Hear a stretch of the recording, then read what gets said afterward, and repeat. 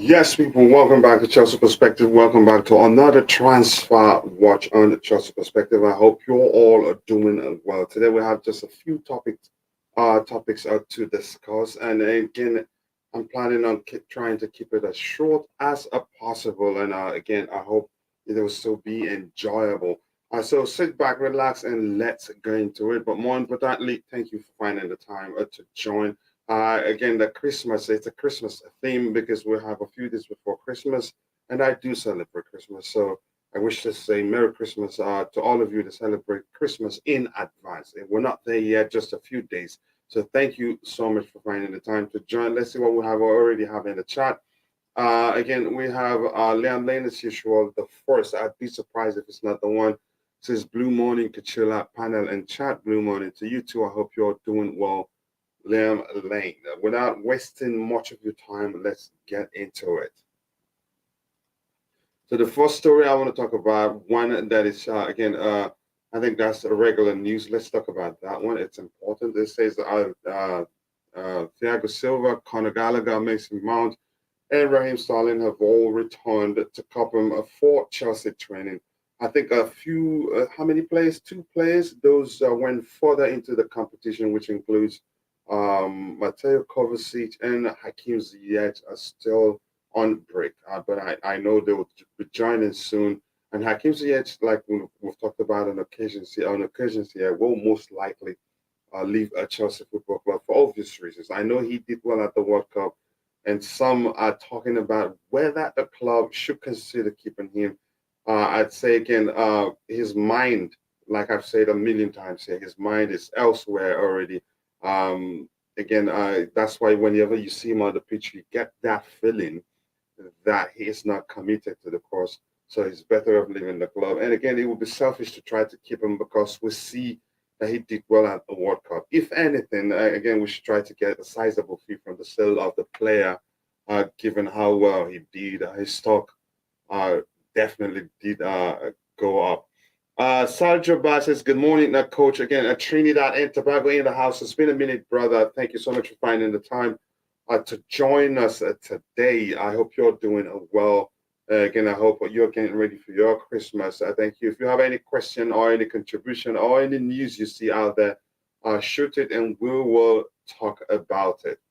Let me see what else we have here. I want this to be as short as possible, maybe shorter than an hour, whatever works, so that we can all go take care of whatever else we have to take care of.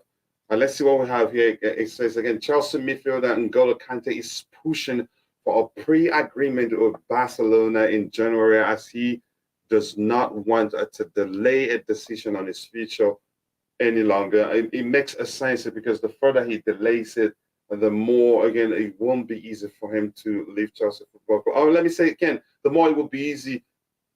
I don't know which it will be actually, but it seems like delay will cause some measure of confusion in terms of getting the club he wants. But he's a player that I really would like us to keep at the club for obvious reasons. His experience and what he's capable of doing, even if ends up playing just 20, 25 games. But unfortunately for me, as much as I'd like him to remain at the club, the new owners doesn't look like they feel like they'd be getting the value for their money if they give him a new contract, which I think doesn't make sense. He's a big game player, and he's still, again, he's not that old really. And what we have in our ranks right now are quite a lot of young players that, again, if the process integrating them into the team isn't seamless, it will look like, again, we'll have the process, again, the transition process will be drastic, and that can be a whole lot of problems. So other clubs like Real Madrid, Manchester City, will see them do that, keep the older players. Then that will make that is the process of integrating the younger players or the newer players into the team a seamless one. But again, I knew before time that it would be difficult to keep N'Golo Kante for two obvious reasons. One, the previous owners had a 3+1 contract offer on the table for him, and the new owners changed it. to me, again, N'Golo Kante will look at it and see it as if they don't respect him, they don't value him. Again, and if he looks at this, the situation, he will see that again. If he gets to leave on a free, he gets more money because he gets a sign-on fee. But to me, it just doesn't make any sort of sense to me. But that's by the way. Tobacco, how are you doing, brother?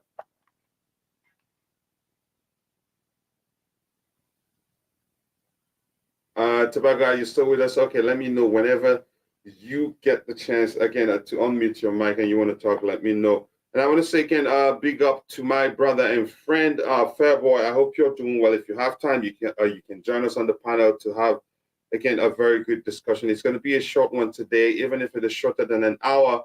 I will take it. And if you're in the chat, please do let me know if you can hear me. So to me, as I was saying, letting N'Golo Kante leave, to me, I see it as a mistake. Yes, there's a chance. There's a chance again if he leaves, we'll get a player who'd be better than N'Golo Kante. But I'll tell you the reason why I think again. There's another reason why, probably not the most obvious to most people, which I think doesn't it's not good from a PR perspective for the club. Says again, Ferber says, I'm interested in why Kante is in a hurry to sign a pre-contract agreement with Barcelona. That's a good question. Are you suspicious? Are you suspecting that he's in a hurry to leave so he doesn't get injured again, and then the transfer becomes an issue? Then no club would want him if that's what you're thinking. I think for me, I think the surgery he had was to you could say was to deal with, or was to take care of the problem, the reoccurring injury issue that he's been having. To me, I think that surgery he had probably corrects it permanently, and the issue will not reoccur, maybe not as regularly as it has occurred in the past. So to me, I wouldn't think too much into that. Liam says, sounds good. My brother Adekunle Letomitobe says again, hello, Kachila, glad to have you back. Thank you so much, my brother. I appreciate that. It's been, again, a horror, should I say a horror-filled week. A week I wouldn't want to remember because I got scared too. But yeah, thank you so much for saying that. Good morning, Coach. Again, it's been a while. Just wanted to wish you a Merry Christmas, and to everyone in the chat. Philip Smith, nice to see you here, brother. It's been a minute, and I wish you a Merry Christmas in advance. Again, I hope you have a very, very good holiday or Christmas if you prefer with yourself and your family. So thank you so much. I appreciate that. And my brother says again, big up our coach and everyone. I have an issue with my network. Hope you're all good. Please subscribe to the channel, chat again, and hit the like button, people. Yes, keep liking the video as you're arriving. The likes do go a long way. It triggers the algorithm, and in turn, the algorithm pushes the stream to more people who be interested in the particular topic that we're talking about. It's Kami says, let me see what he has here. It says again, good morning, everyone. Hope we are all well. Yep, I am well, and thank you so much for kindly saying that. I hope you're well too. Thank you for finding the time to join the show. Yep, talking about N'Golo Kante's case, it doesn't look like the club are truly interested in getting him to extend his stay at the club, and that's an unfortunate situation. The aspect that I talked about, which is not really obvious to most people, is from a PR perspective. I don't think. I think most players or most agents will start seeing Chelsea as a club that doesn't reward loyalty, if that's the way you want to. That doesn't. Yeah, I think loyalty is a word. In the case of N'Golo Kante, he served the club very well, and the argument from most people, if you're paying attention, is that we're the ones that ran into the ground. We're the ones that he gets injured, and he's not, even when he's not fully recovered, would rush him back because of how important we've recognized that he is to what we've been able to achieve at the club, or to things, how else do I phrase this? So we're always in a hurry to rush him back because of its importance to the club. Even the French national team did it. Deschamps never gives him space the moment he recovers, the slightest he recovers, he brings him back into the fold again to play. And in the French national team, if you've heard, I don't know if you've heard most people talk about it. Here's the reason why Paul Pogba plays well, and at Chelsea is the reason why again Jorginho plays well whenever he plays alongside him. He does all the dirty work, and again, there's some measure of truth to that. Even when he's deployed further forward or closer to the final third, he does quite a lot of work. We're better defensively. He breaks up play even from the attacking area. So that's why, again, it doesn't look like truly. And again, if anybody that present that argument will be right to a certain measure, saying we ran him to the ground the way we used him, and now we're treating him like it's nothing.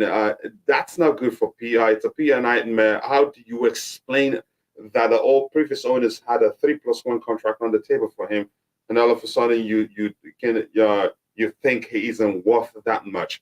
It just doesn't make any sense. So thank you so much, guys. Again, if I should join in, please do take a second to drop a like on the stream and subscribe to the channel if you haven't. Smash the like button, people. Again, yes, people. Again, we have just 18 likes. We can do better than that. And like I said, this will be a short one. Again, if it is less than an hour, I'd take it. Tibe Salifa says, so we basically just affixed a legendary midfielder and laid him on a silver platter for Barcelona. If Kante regains his fitness while at Barcelona with Pedri, Gavi, and De Jong, again, it will be cotton. It will be cotton in the UEFA Champions League. Yeah, I think that argument makes sense. But here's the thing. And the way Barca plays, again, the overall team, again, approach to the football, there isn't too much running. There isn't too much. Currently, maybe if that has changed under Xavi and of which I don't think, there isn't too much running. They reserve energy. Again, it's a lot. It's a lot about keeping the ball, not too much running. I think they actually solved them better than he did to us, because now he's at his prime. And again, he's more experienced and will help them to achieve quite a lot. But that's by the way. Again, regards N'Golo Kante. I hope he stays. But due to his injury, I don't think the club would offer him more than they have already. And that's why I'm concerned. That's why I said it creates a PR problem for the club, even though it's not obvious right now. People will start talking about it, just like we'll talk about it even more. People have already started talking about it, and to me, it is concerning, really. Again, we're not paying back loyalty. That's how I see it. Simon Phillips again. Philip Smith saying hello to Philip Smith there. Let me see anything else to address. Please, again, guys, like and subscribe when you enter. If you have not, as it helps the channel grow and reach a wider audience. Yes, people, we have just 18 likes. We should be doing better than that. Why do I have a feeling that this is just gossip? It may not be true. Who knows? As much as I still think there's a chance it may not be true, but this has gone on for too long. That again, they say where there's smoke, there's certainly fire, some measure of fire. To me, if the club are really truly serious to keep N'Golo Kante, by now they would have come to they would have you can say, let me say, achieved a solution, but that hasn't happened. And sources that talk about the N'Golo Kante's you say that he's not intent on signing a new contract. Sources like Simon Phillips, those that are closer to the club, Fabrizio Romano himself, and the whole thing, the talk sound, and again, it is believable in the sense that come next season, come January, I think it'd be free to talk to other clubs. Correct me if I'm wrong. So yeah, those factors, again, when you look at them, put two and two together, it's definitely, there's something to it. And let me just phrase it that way. But I hope he stays. But the truth remains, it's looking like he's not going to stay. Given the fact that I don't see the club offering him something close to, again, if he gets a sign-on free from his new club, if he decides to leave, it will not be close to it. Plus, the club already have shown that they're concerned about his injury record. So yeah, those things put together, it screams that he's not staying. So why can't he leave? And how are we supposed to play without him in the short term? Which players could we use in the medium in the medium term as substitute for him. Here's the thing. There's something I talked about even before it became again. It started looking more and more like he's going to leave the club. Is that Chelsea getting the false sense of hope. Us getting the false sense of hope that we can actually do without N'Golo Kante, and it has happened. I feel like the club feels like that we can do without N'Golo Kante, especially that period where we had that unbeaten run that masked a lot of stuff, a lot of problems in the team, which I deep down I believe that Graham Potter himself thought, oh, he can actually do without N'Golo Kante, and the club overall thought, yeah, we can actually do without him. Even though if we us that follow the club for a long time now, we can see the difference between when he plays and when he isn't playing. So yeah, I think by now the club probably thinks we can do without him, except if he takes what we have on the table, if he accepts what we have on the table for him. So yeah, I don't want to go too much into that, but I think, yeah, the club thinks they can do without N'Golo Kante, really. But us, we know we can be better without him. But and in truth, actually, we can do without him. But the truth remains, we can be better without him. Again, afternoon, coach, and chat. Afternoon to you too, brother. I hope you're doing well. Merry Xmas, everyone. Same to you. Merry Xmas in advance. Let me see anything else here important to read and talk about. Please bring them on. I like reading your comments as long as it's aligned with the current topic. Sancho to Chelsea was gossip. Lots. Again, at least we're not getting him. Be grateful. Yeah, I'm grateful for that one.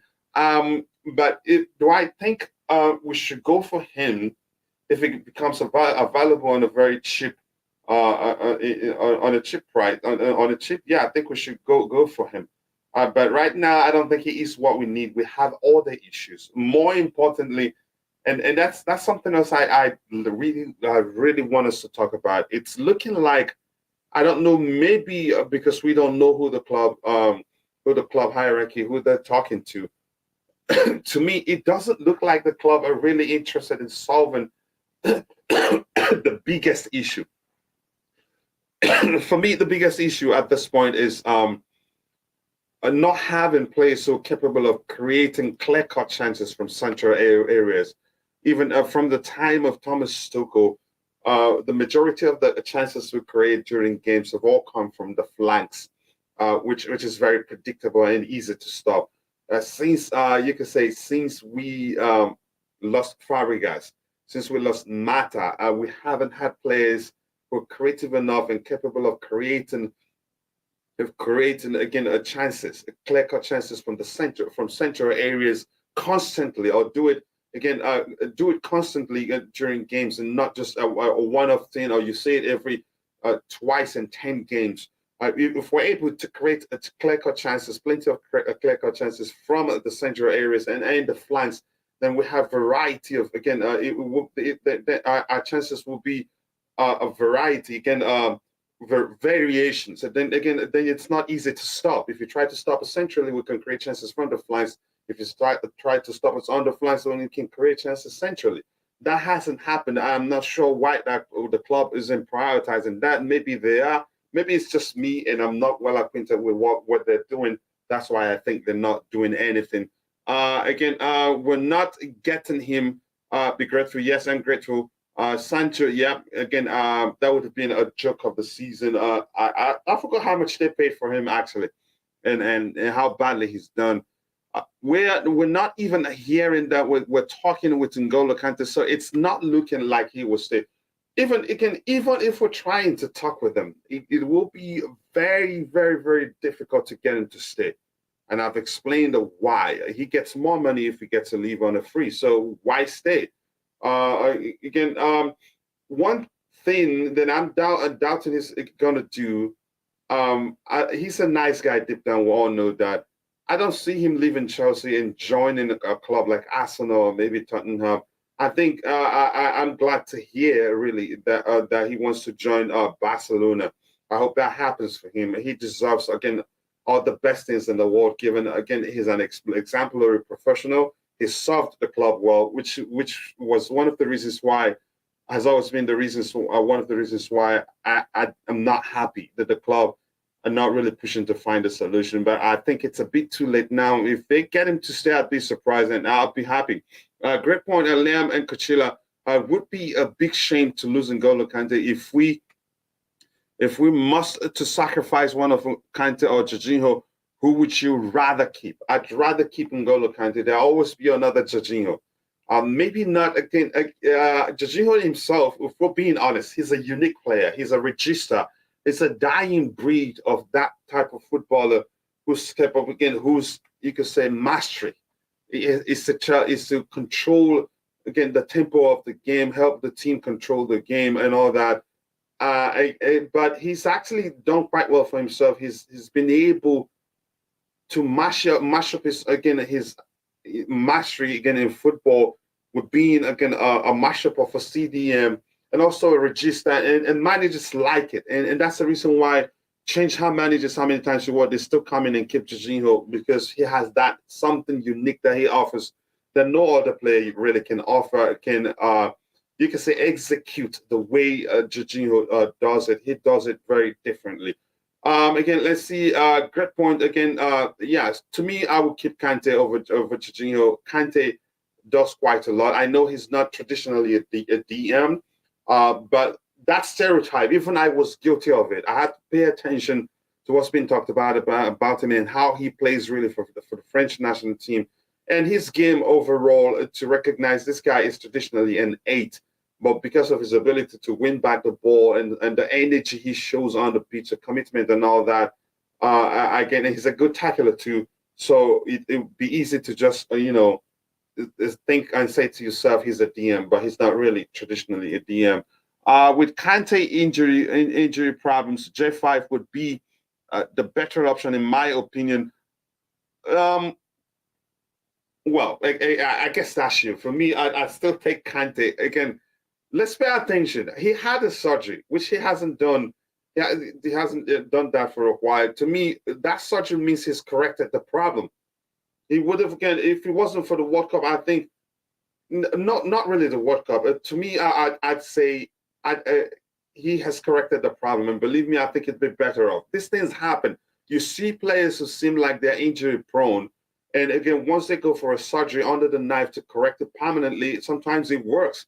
And in his case, with being the architect of, again, the reason why the injuries he's had, the repeating injuries, has become chronic, or maybe if you want to say chronic, maybe that term is correct. In this case, we don't give him a break. We don't give him time to recover fully. We just want him back like this.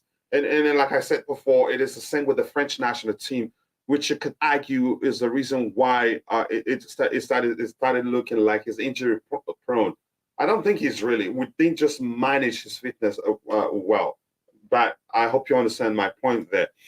Again, Sancho would not come cheap, even if it does. He wouldn't be needed now. We don't need him. Again, he's the least of our problems. He's not going to solve any issues for us right now, if we're being honest.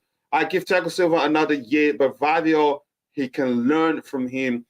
He will be world class. I think that's a good suggestion. And I know in the case of Thiago Silva, there's nothing that the club, nothing for the club to fear. He keeps himself fit, hardly gets injured. Plus, his experience, he has that pedigree to be, again, for the club to even keep him again on a capacity of a coach player or maybe a mentor. I think he'd do also a world of good. He has that pedigree. He's won quite a lot, and the younger players respect him. He's won so much that if he speaks in the dressing room, everybody listens. It's as simple as that, and it's important that we don't let him go.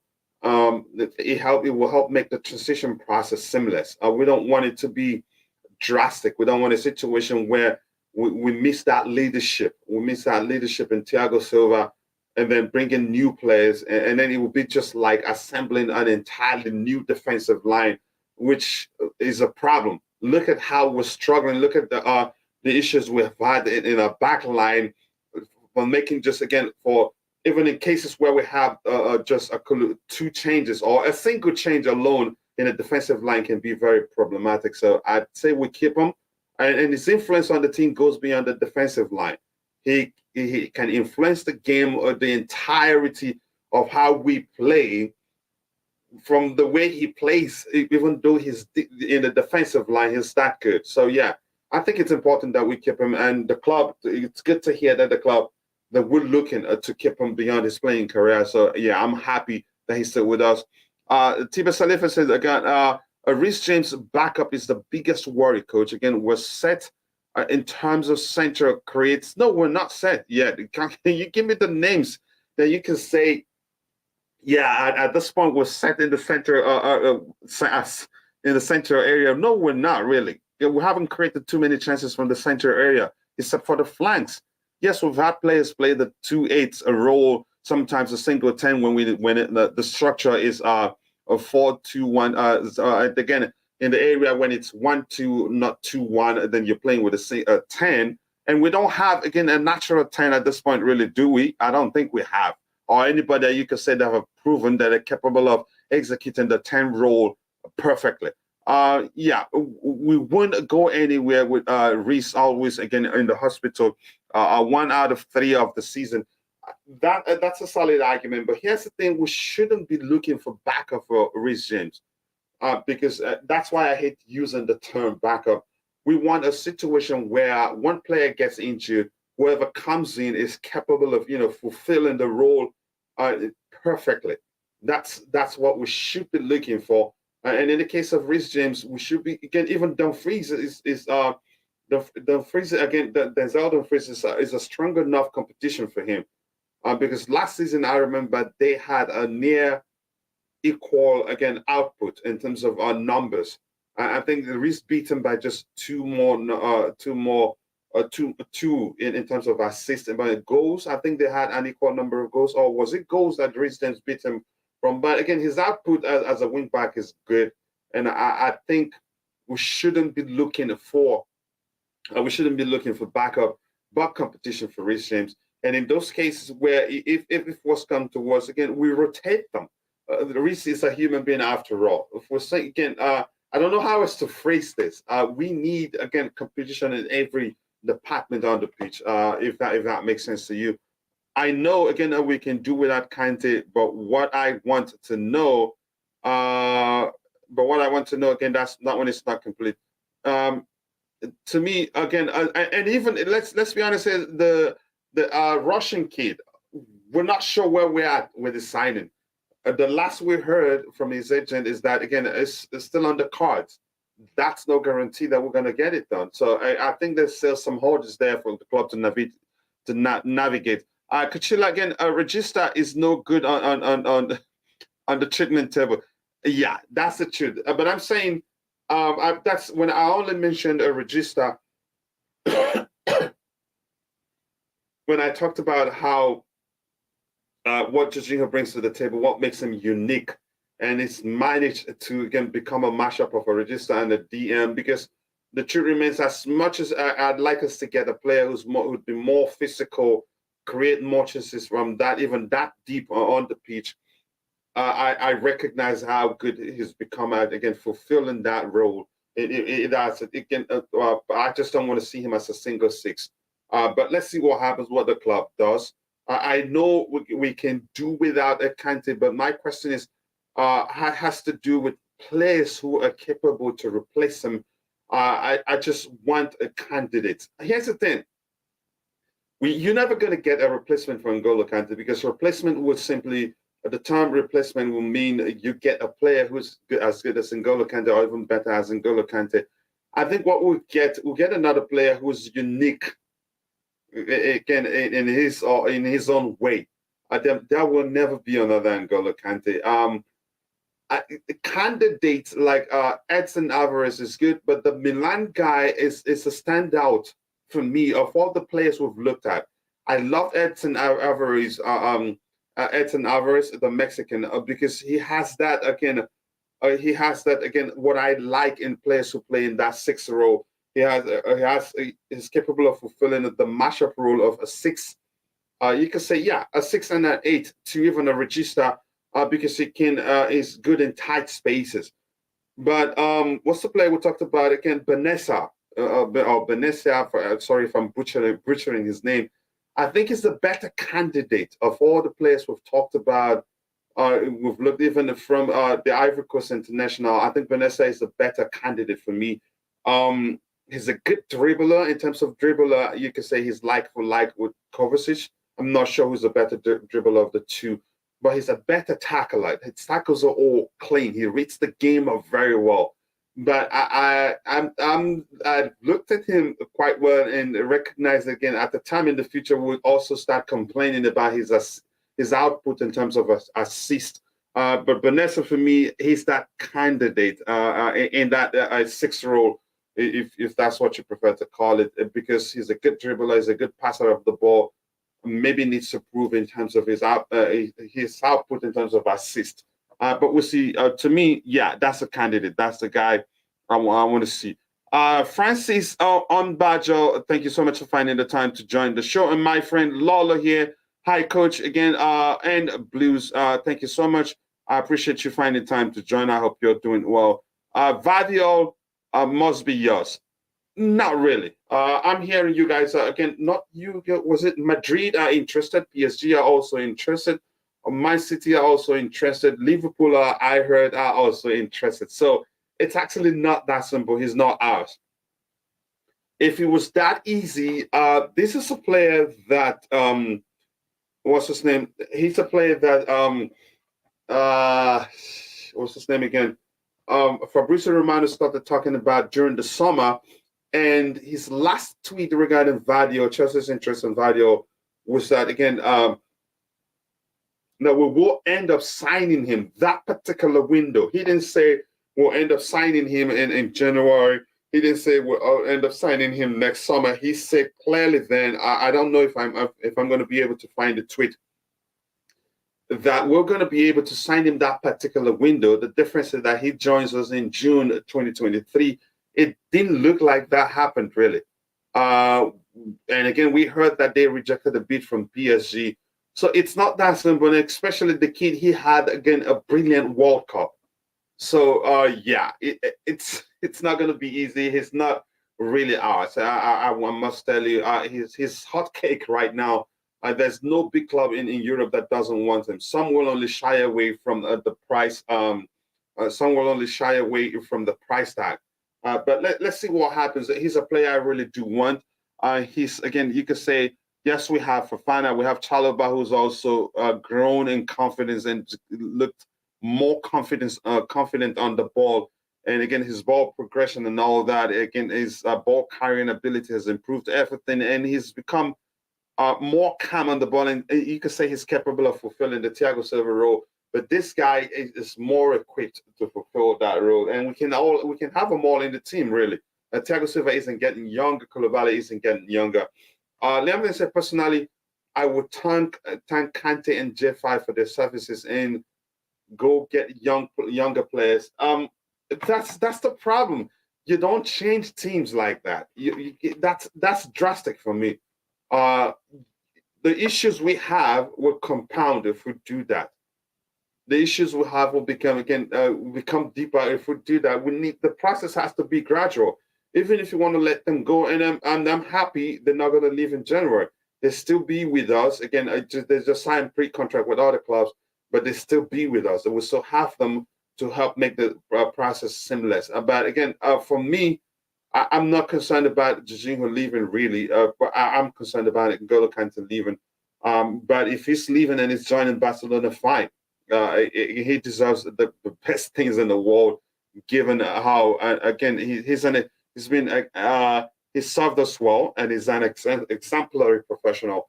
I assume that after the World Cup, again, he's been revalued, and they will ask for more money for him. They will. It is business for everybody, and he's a fine player. Again, that's him at his age, proving how good he can be on the biggest stage. We're talking about the World Cup here. It's not like it's a Champions League or something. So yeah, they're smart enough to again. Again, I remember. I think how. Let me see the length of his contract. Really, So I think they played it smart. They knew before time how good he is, so they didn't want to risk him running out of contract and leaving on a free or on a cheap or something like that. So let me find out again the length of his contract. I will come back to you. 1 second. 1 second. 1 second. Yep. Value transfer market. I'll look at it in a bit.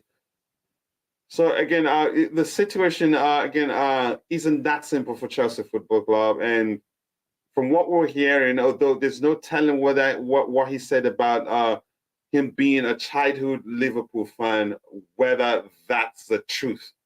There's no telling whether that's the truth, because after that, we then heard things he said about Chelsea, how Coventry's being at Chelsea, practically saying Coventry's being at Chelsea will make again a difference, but you never know. His contract, let me see, expires 2027. So yeah, they're gonna get as much money. They will squeeze out as much money from the potential buyers as much as possible. That's especially true now that a lot of clubs are looking to buy him. Yeah, so his contract expires in June 2027, and he's just, how old is he again? Let me just look at it one more time. Where do I see that? Why am I not seeing that? Just 1 second. He's just 20. Oh my gosh, and plays with such maturity. Yeah, that's again. Yeah, bro. Again, the team defense, I think we're good. It's just that we have no decent DMs, and that's Pakatu Oru Gamer. Nice to see you here, brother. Thank you so much for that contribution. Um, yeah, but you don't wait until something deteriorates before you start seeking solution. If you're proactive, then we're never gonna have the sort of issues we've had in the past. So again, if we can get him, let's get him. Yeah. But yes, I get your point. Our priority should be the midfield area. We need guys, we need players who are capable of creating chances centrally. And I think it doesn't look like we're looking at them, or we're looking at any player who's capable of doing that. But I get your point. Yeah. Defense, I think, was set. If we even without Gvardiol coming in, we still have Koulibaly. We have Fofana, we have Trevor Chalobah. We still have Cesar Azpilicueta. Say what you want. I think he still gets the job done. Look how well he did at the World Cup. And again, I think we're set defensively, like you said. So yeah. Let's see what happens. Here we have again. So what would you do this January and in the summer with our midfield if you had charge of the to pause strings? Here's the thing. Like I said, I will prioritize defenders so capable of creating chances from the central area. That is an area where we've had issues. Like I said, again, that would diversify our chance creation.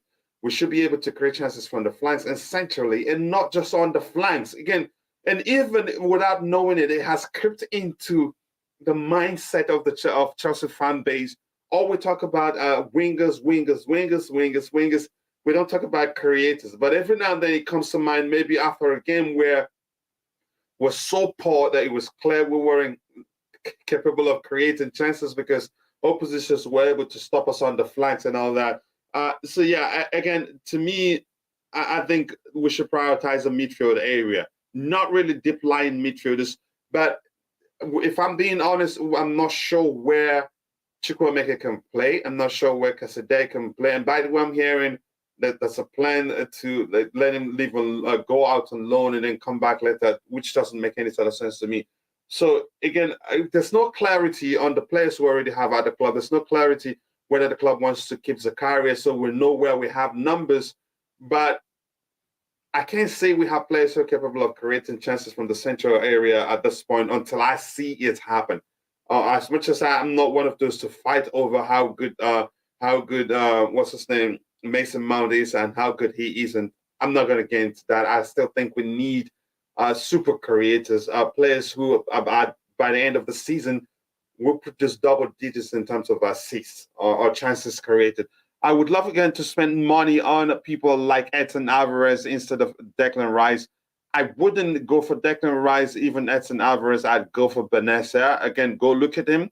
It's not, again, I've come to terms, yeah, he may not be produced double digits in numbers in terms of chance creation, but again, he's a super, again, he will be a super six for us. He reads the game quite well. His tackles are, again, 90% of the times playing. He, again, breaks up play. He's one player I want in a team, really. If you go research him if you haven't. Big up, bro. Welcome back, and big up to you too, my brother, ZV Genius. Whenever you have time, bro, please do share the link to your channel so people can go check it out. This is a brother that should have at least 2,000 subscribers at this point. Again, we should go support him. Please share the link to your channel so people can go check it out. Aspi barely even play World Cup, but again, the games he played, I don't know how many times he played. He was solid, really. He's that player. We kept him not really because of how much game he will play for us.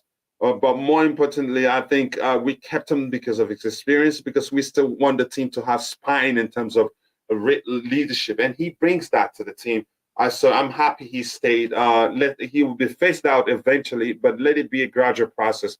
Aspi is done. You could argue that, but remember, like I said, again, the club keeping him wasn't really because of his playing ability or that. Then we needed to have that spine.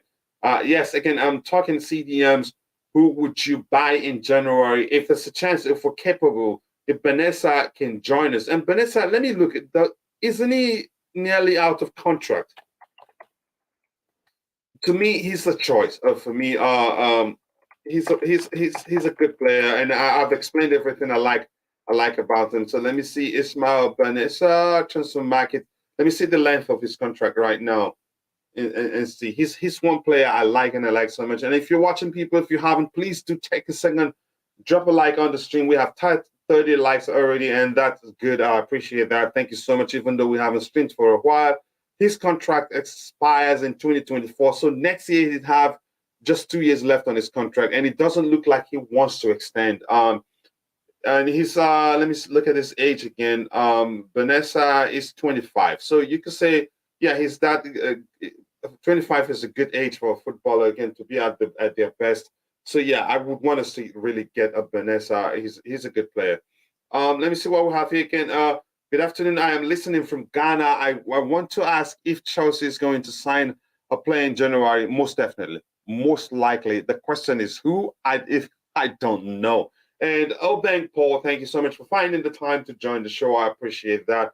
So yeah, the question is, what player at the club are really serious to bring in? We're not sure, but midfield area, we've heard time and time again, and from Fabrizio Romano, that the club will prioritize signing players for the midfield area, which makes sense.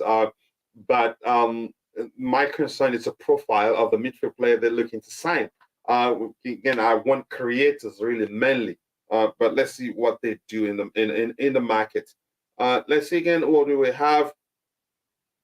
We're back to work. Yes, yeah, we are. Yeah, we've resumed training. Only conversation Hakim Ziyech, who went far again in the World Cup.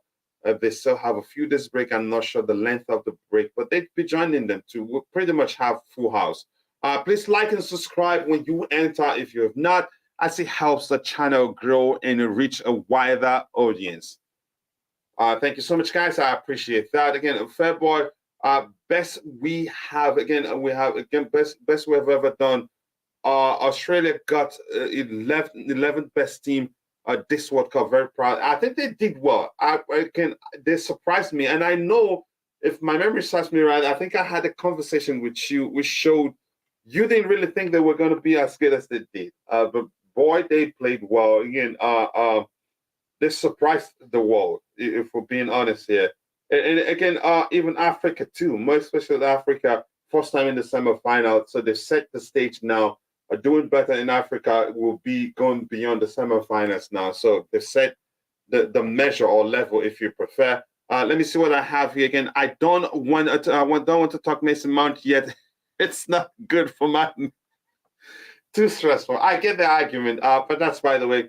Yeah, in the case of Gvardiol, I'm gonna say again, it's even more. It's going to be even more difficult for us to sign him now, given how well he did at the World Cup, and how good he is. Some people I knew when Lionel Messi mopped the floor with them, I knew he will become a meme. Actually, it's something that not going to be easy to be to be forgotten. But the truth is, even at that, he had an excellent World Cup. Really, he showed class at 20. Look how well he did. To me, that the fact that Leo Messi dribbled past him isn't going to take away anything from how good he was and how good of a player he is. I'm really not going to get into that. Yeah, but the rumors are that we still have a chance. Yeah, we still have a chance, but I'm really concerned the fact that there's no telling whether we'll be able to to make it to be part of the next edition of the World Cup. Top four, yeah, that's pretty difficult to say whether we're going to be able to make it there. Newcastle are there. They're one of the big boys now. Again, and their project looks like they're way ahead of time, given what they've been able to achieve. If they again saying, and that brings to mind something that a conversation I had with Roger, where we talked about how if we miss out out of top four, and the same thing happens next year, then it will be even more difficult to get back in, and it will be even more difficult to get players to sign for us because it will seem as okay, the new standard for Chelsea right now is the Europa League. It can top four to some people might sound easy, no matter how many players who sign. It's not easy getting back in there. Newcastle, they have a team you can say that's built for the Premier League. The physical, the quick on the break. Again, then you can't stop them. They play as a unit. Our team right now, you can say we're everywhere. We don't have a unit. That's why you see again flashes of brilliance from our players every now and then. That's why we don't get consistent games. We don't see consistent matches where you can say, look at them, 1, 2, 3, 4, 5, 6 matches. We've been brilliant in all those games. It's everywhere. So Newcastle are there. Getting out isn't again. It will be difficult for them to miss out of top four. They have the money, and in January you'll be like, rest assured they strengthen. There are other teams there too, which even Arsenal. As much as with banter, when we talk banter, we can say all the nonsense we want about them. At least they're gonna remain there at the top four. So it's never gonna be easy to get back in there. And we're not sure. I'm not sure how strong we are right now to say, okay, we're going to be able to win the Champions League and then be part of the next edition of the Champions League. So, but why I talked about top four is this: Gvardiol knows fully well that there are no shortage of clubs that are looking to sign him. So why would he go to a club where he's not sure about them making it into top four, or they're not sure even they're going to make it into top four next year, or sure if they're going to win the Champions League to participate in the next edition of the competition. So it becomes, So that comes into his, whether you like it or not, will come into his decision on what club to choose from the list of clubs vying for his signature. Plus, I don't know how else to phrase it. For us to win the race to sign Gvardiol, would have to pay something out of this world. Again, would have to pay, and again, and that paying something out of this world, and that's just to the club. Would also have to be willing to pay him a salary that other clubs wouldn't measure to get him to come to Chelsea Football Club and look and say, you know what, to heck with other clubs. I'm just going to go to Chelsea Football Club. So we're in a very precarious situation here. It's not that simple. So signing Gvardiol wouldn't be easy. It's Kami says, has there been any news about David Datro Fofana? Apparently, a deal with Chelsea was closed. Done actually, according to Fabrizio Romano. It is here. We go. We have him. What I'm seeing is something different from some you could say quarters of the fan base arguing that he's not good enough. It's a Chelsea thing. That argument to me stems from the fact, if you ask me, stems from the fact that we didn't pay anything anything beyond 20, 50, 60. So that's why probably to Chelsea fans, again, it has crept into our mentality to always only value players who are we pay so much money for. That's the players we see as good players. But we pay a little, again, paying small amount of money for good players isn't a Chelsea thing. So that's probably why that argument is there. Big up, bro, says again, Almighty Blues FC, big up to you too, brother. I hope you're doing well. Thank you so much for finding the time to join the show. And today, surprisingly, we're 31 likes. I didn't expect us to get to that, but we can do even better. Now I'm getting greedy. If you haven't, please take a second to drop a like on the stream and subscribe to the channel if you haven't. And please go check out my bro's YouTube channel. Again, be sure to subscribe. Great content. And he has my favorite show on his channel is the quiz show. You will love it. Yes, again, I'm better now, brother. Again, still my voice is still with an issue. Still an issue, a bit of an issue with my voice. And every time I swallow saliva, I feel pain in my throat. But I hope I get better. Again, I think it's better than was. And big up to my brother, Mikhail. Blue morning to you too, bro. I hope you're doing well. Thanks so much for finding the time to join the show. But again, midfielders again don't want to hear about forwards, not defenders. That's the thing. Yeah, it doesn't look like we're prioritizing the signings, but there's no way telling. We see things from outside. There's a chance the club are looking to sign midfielders who help us. To me, I'm going to be specific here. Maybe other people see things differently. I don't see things differently. I do see things differently myself. And what I'm looking forward to the club doing is signing players who are capable of producing double digits in terms of chances created and from the central area, not just from the flanks. So that again, we have variations of chance creation. So if you try to stop us one way, we can also do it the other way. But for a while now, it has always been from the flanks. And if you're able to stop us from the flanks, we don't create too many chances. Yeah. So, yeah, again, we should be looking at midfielders like tens, good tens, good eights who are capable of creating chances. Let me see what we have. A bittersweet. Okay. Let's see. Anything else here to address? Wally Water says, I have no idea who Datro Fofana is.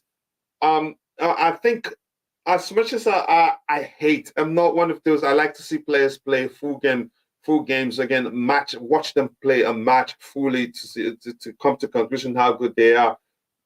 But I have to say again, the highlights show he's a good player. He's not your a typical striker. He's not your traditional striker. He's a complete footballer in terms of from what I've seen.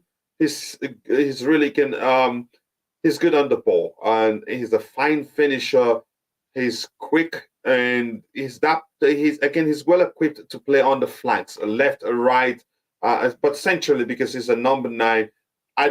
You could call him traditional number 9 if you want, but he's well equipped. He's that sort of striker where he's capable of dropping deep, and participating in the play also. And he's also capable of, again, creating chances for his striking partner, if you want to phrase it that way. He's that good. And maybe a few videos, I think, will give you a clue what he's capable of doing. And again, one thing that I like the most is that he really does want to play for Chelsea Football Club. You should see that short clip of where he was. He was asked the league he would want to play in, and he specifically said the Premier League.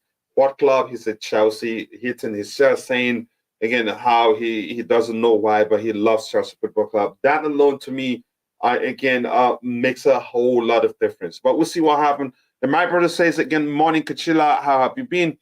Any news about signing Amrabat, or who else was noticeably good in midfield for you? Here's the thing. I think if you give me the chance, I'll be looking at midfielders from Croatia. What's the other name? But right now, for me, we don't even have to go to the extent of looking only at the players that played at the World Cup. Benessa will solve a whole lot of problems for us. I think he's capable of fulfilling the Jorginho role, but even quicker, he's faster, better tackle of the ball. You could say overall a better passer of the ball because Jorginho needs space to pass the ball. But Benessa doesn't, in most cases, doesn't need that much of a space to orchestrate a good pass and is able to, escape tight spaces. So yeah, I read something about Amrabat. I don't know too much about how serious that is. Maybe just a rumor. Again, if you're in the chat, if you saw any midfielder during the World Cup that you feel like we should be looking at, to me, Croatians, they're the ones packed with midfielders we should be looking at. Really, again, quite unlucky for them again, but they had a good World Cup and they have a good midfield too. Let's see. Just give me a second here. Yep, let's get going again. But I hope that answers your question. I'm not sure. I didn't hear too much about Amrabat. For me, I really want Hernandez before anyone else goes for him. He did quite well, and I'm sure you're talking. That's the Argentine. He did well. Isn't he? What position really? Is he the one benching Lautaro Martinez? Is he really? But no, he plays deeper, not close to the final third. Yeah. For me, again, I really want him. I think he's a good player. How old is he actually? Can you enlighten me a bit? If we and what position again are you talking about? Or signing him for? If we're having a trouble creating offensively, wouldn't Connor Chuka and Zakaria give you a nice chance of a pace for a short time like France did again the second half of the World Cup final? Size and speed. That made a difference. Again, that's a good observation on what Didier Deschamps did there. To me, actually, I wasn't happy that he removed Giroud. And to me, I'd still leave Giroud on the pitch, given the fact that Argentina, again, they're horrible defending set piece. And if we're being honest, the pace was what worked for him because it looked like the Argentines at the time they looked tired and they were able to exploit that. But had Giroud stayed on, it would have been the Argentines would have found it even more difficult to defend them because they throughout the competition I followed them and they're horrible defending set piece. Of course, again, like France did again, and no, do you think that will work in the Premier League? I don't think so. But again, overall, good observation on what the Champs did there. But I don't think it will work like that in the Premier League. But I get your point. Chukwuemeka, if we're being honest, is the unknown in terms of his ability to create chances and achieve double digits by the time the season ends. Zakaria isn't a creator. For me, my priority is finding a specialized creator, a player. When you look at them, you say, okay, this player is a known creator. By the end of the season, you get, again, that KDB level, Fabregas level, or even Juan Mata. Again, a player so capable of creating from the center areas on the pitch, not just from the flanks, because we're so predictable when it comes to chance creation. But I get what you're saying there. Morning, coach. Again, CFCO. Oh, I wanted to scream your name like I usually do, but I will aggravate my voice. I had to. I had to drink hot water.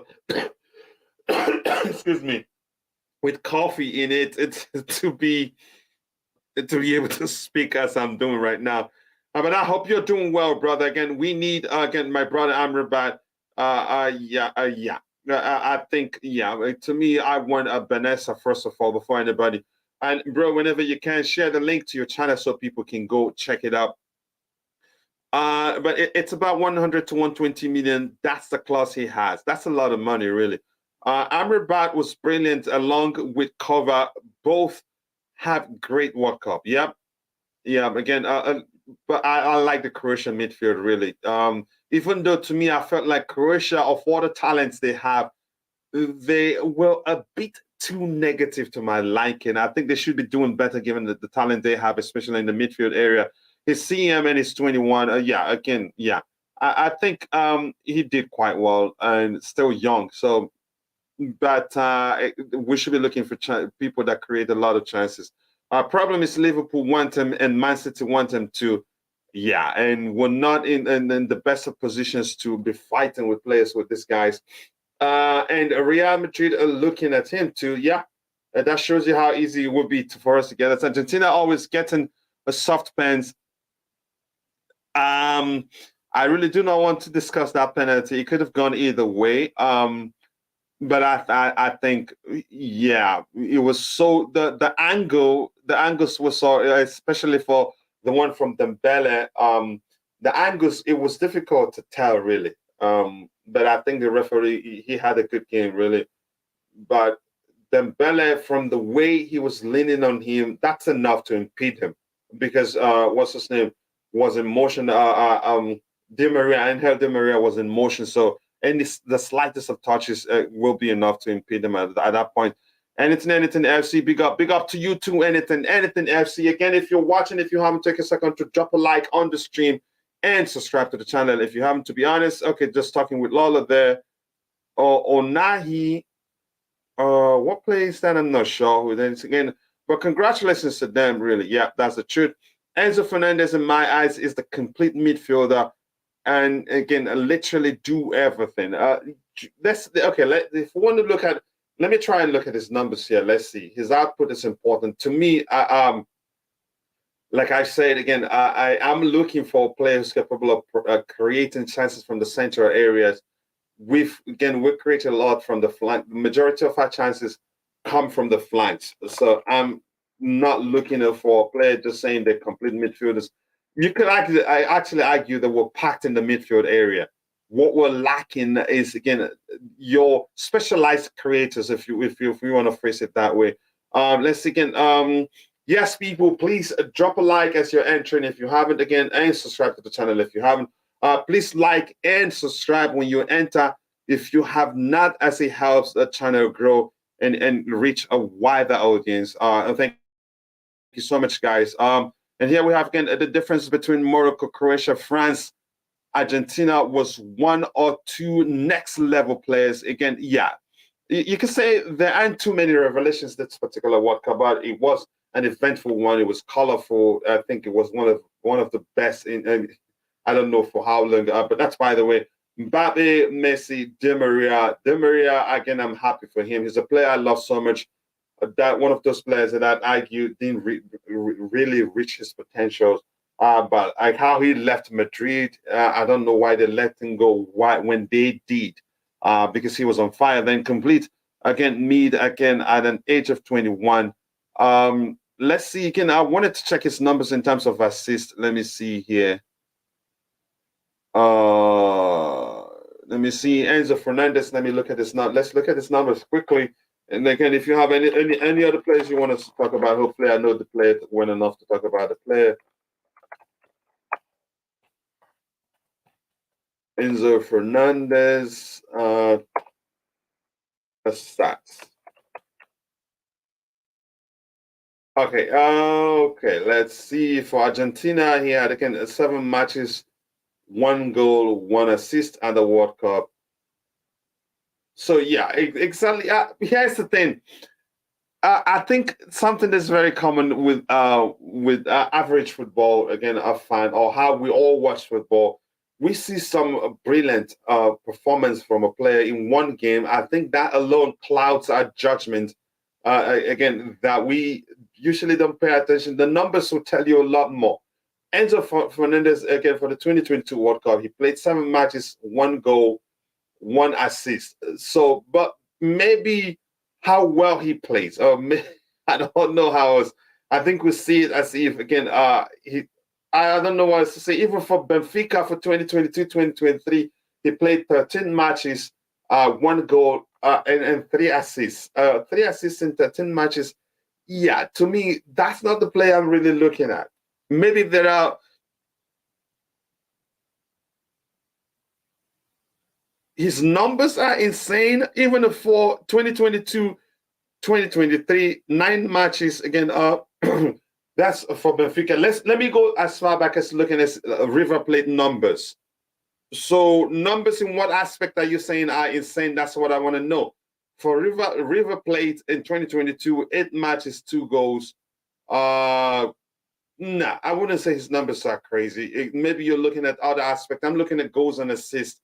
For Benfica in the Champions League, he has 9 matches, 2 goals, 3 yellow cards. I really don't need that. But again, for Benfica, 2022, 13 matches, one goal, 3 assists. No. No. I wouldn't say his numbers are crazy, really. The coolest just look at Lams again when he was 21. He looked the exact same. Okay. Lampard, age of 21. Let's see what's happening. Nah, the Paul boss, the Argentine midfield again. You see that some parts sees this differently. But in terms of numbers, I don't think his numbers are good enough in terms of what me personally. But I'm not the coach and not the club. They end up getting the player that the manager wants, and again, the hierarchy wants. And the numbers are insane, or should I say crazy? What numbers are you referring to? That's the thing I'm talking about. But again, I think if we're looking at players, we should be looking even. I'm all for us getting the Russian kid, given that I've seen he's capable of creating chances from the center areas. Maybe that, again, to me, even if he doesn't have the numbers right now, in a team like Chelsea, maybe that would change. Kachila, are we pushing for big money Gvardiol? Again, for you, was he elite? Has Upamecano value gone up? Again, here's the thing. I think I had that argument with a friend of mine saying, again, Upamecano, to me, I saw it's not quite the finished article yet, the finished play yet. I saw a lot of shaky moments, a lot of moments then when you see, you'd say, this player is top notch. No, I think he has the potential, but he's not the finished player yet. I saw a lot of shaky moments. I saw a lot of, again, I wouldn't pay top notch money for Upamecano, really. It's a huge risk.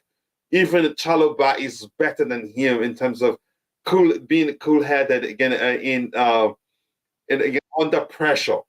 I have to tell you this. I will not pay that much. And again, anything north of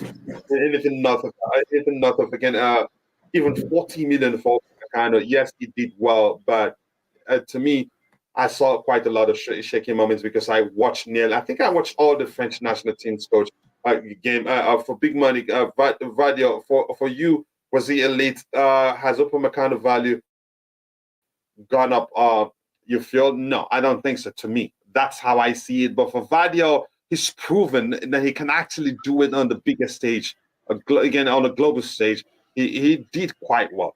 Was he perfect? No, he wasn't. But again, he's that player. If we're looking to still have another player who's capable of fulfilling the role of Thiago Silva from deep the defensive area and impact games from that area, I think he's the man. He's as much as I think Chalobah has matured and is still maturing even quicker than I thought he would, and is capable of fulfilling the Thiago Silva role. I think Gvardiol is more equipped to fulfill that role. Yeah, I think he's elite. Believe me, he's an elite talent, and no wonder why other clubs are looking to sign him too. He won't score many goals because mostly he plays deep. Same as Benessa. So if we're going to get one of the two, I'd still go for Benessa, given, again, his ability to win back the ball and how clean his tackles are and all that. Again, not going to lie, Upamecano got bullied against England. Not just against England. Look, like I'm saying, this is not me saying he's a bad player. You could say overall he had a good World Cup. But I saw a lot of shaky moments that, no. I wouldn't put him in that class where I should say Chelsea should go for him. He's no different from, the type of some rash decisions you see from Kotuma when we had him.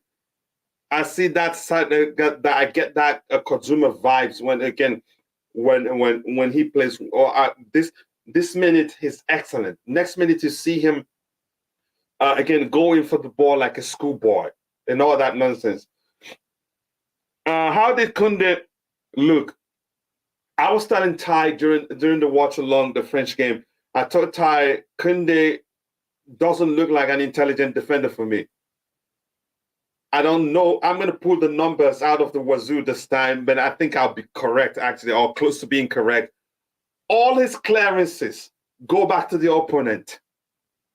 That to me, nearly all nearly all the clearances from Kunde lands at the feet of the opponent in most cases. Even if it is 30% of his clearances, that's still poor. So I was telling Ty, and I said it like 10 times, this guy is actually not an intelligent defender. He's not. He's poor. All he does, he's good aerially, and he's good on the ball. But in terms of that intelligence, where you need from a defense, knowing, okay, I'm going to clear this, but I have an opposition player in the front. If it drops to him, that could be dangerous. I saw that and I was like, what in the world? And I'm glad we didn't sign him. And I told Ty clearly, this is not me being bitter because we didn't sign him. No, I'm saying from what I've seen from Kunde, yeah, it's a good question there. You still want Kunde? No, I don't. I don't really. Really. Ty would tell you, Upamecano Konate was the better defender, but played less minutes for France. And why? I don't know. Upamecano, to me, like I said, I saw flashes again. I saw, how do I phrase it again? I saw, I got that vibes of that, again, that you get when Zuma was still playing for us. What could go wrong? I'd go for Gvardiol, truly. Gvardiol seems like a starter for a decade. He's a fine player.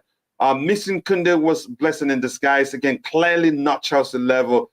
Thanks heaven. Well, Kama Kunde, let them enjoy him. We see through the same eyes, Coach Upamecano was quite shaky, and I do agree that Chalobah and Kula customer than Upa. Yep, that's the truth. Again, sign an Argentine. Maybe the club are looking to do one, and you've seen people talking about the Argentine midfield, the Paul. When was the last time we had an Argentinian? Crespo? We had, Dave Veron played for us at one time. Veron had played for us. Was the attacker also the one on loan to, is it Inter Milan or AC Milan? Crespo. Inter. Crespo played for us. And there was one Argentine who was also at the academy. He later didn't make it. He didn't last long at Chelsea, really. But that's, by the way, I'm going to bring in your brother. How have you been? Yeah, man. Yeah, good, man. Good, man. You know, living more of a life now that I got a wife. You know, work's always there as well. But the World Cup was nice to me. Oh, like you got married. Yeah. I got married. Congratulations, brother. Congratulations and welcome to the club. Happy again. Enjoy it, bro. Again, that's not again. You are a new man now. It changes everything in your life in a good way. It changes everything in your life in a good way. So that's, by the way, I want to bring you in. Let's quickly talk about N'Golo Kante. We're here in. If I'm to read this, since you're here, let me bring you in so that we can round off as soon as possible. It says Chelsea midfielder N'Golo Kante is pushing for a pre-agreement with Barcelona in January, as he does not want delays. Again, he doesn't want to delay a decision on his future. Are you one of those, again, Colin, maybe that thinks the club should let him go? Why are we in a hurry why are we even deciding to let him go now that we've fixed him? Because if you ask me, I'd say he probably have corrected the problem that have plagued him, that repeating injury. Because after the surgery, you don't go under the knife if you're not promising what's going to be solved permanently. Are you one of those that want the club to let him go, or do you think we should keep him? Whatever your choice is, let us know why. Well, you know, if it wasn't for Aspi, it would be much easier for me to say, you know, he deserved it, give him the contract. You know, we usually do hook up our so-called legends. But, I mean, he wants to move in summer, but he wants to get it done in January. Is that correct? He wants to basically do early business. Yeah, that's the truth. Because, again, here's the thing. It is business for everybody involved. It is business for the player as much as it is business for the club. But, yeah, go ahead with what you're saying. It reminds me of Rudiger a bit. I mean, I could easily see him coming back and playing well in the last 2 to 3 months. And then if he's already leaving, it'll be very awkward. It'll be like, oh, well, he's playing well. He's our player, but we know he's leaving. And if it's like the Rudiger one, we had ample time to save that situation. We could have signed him.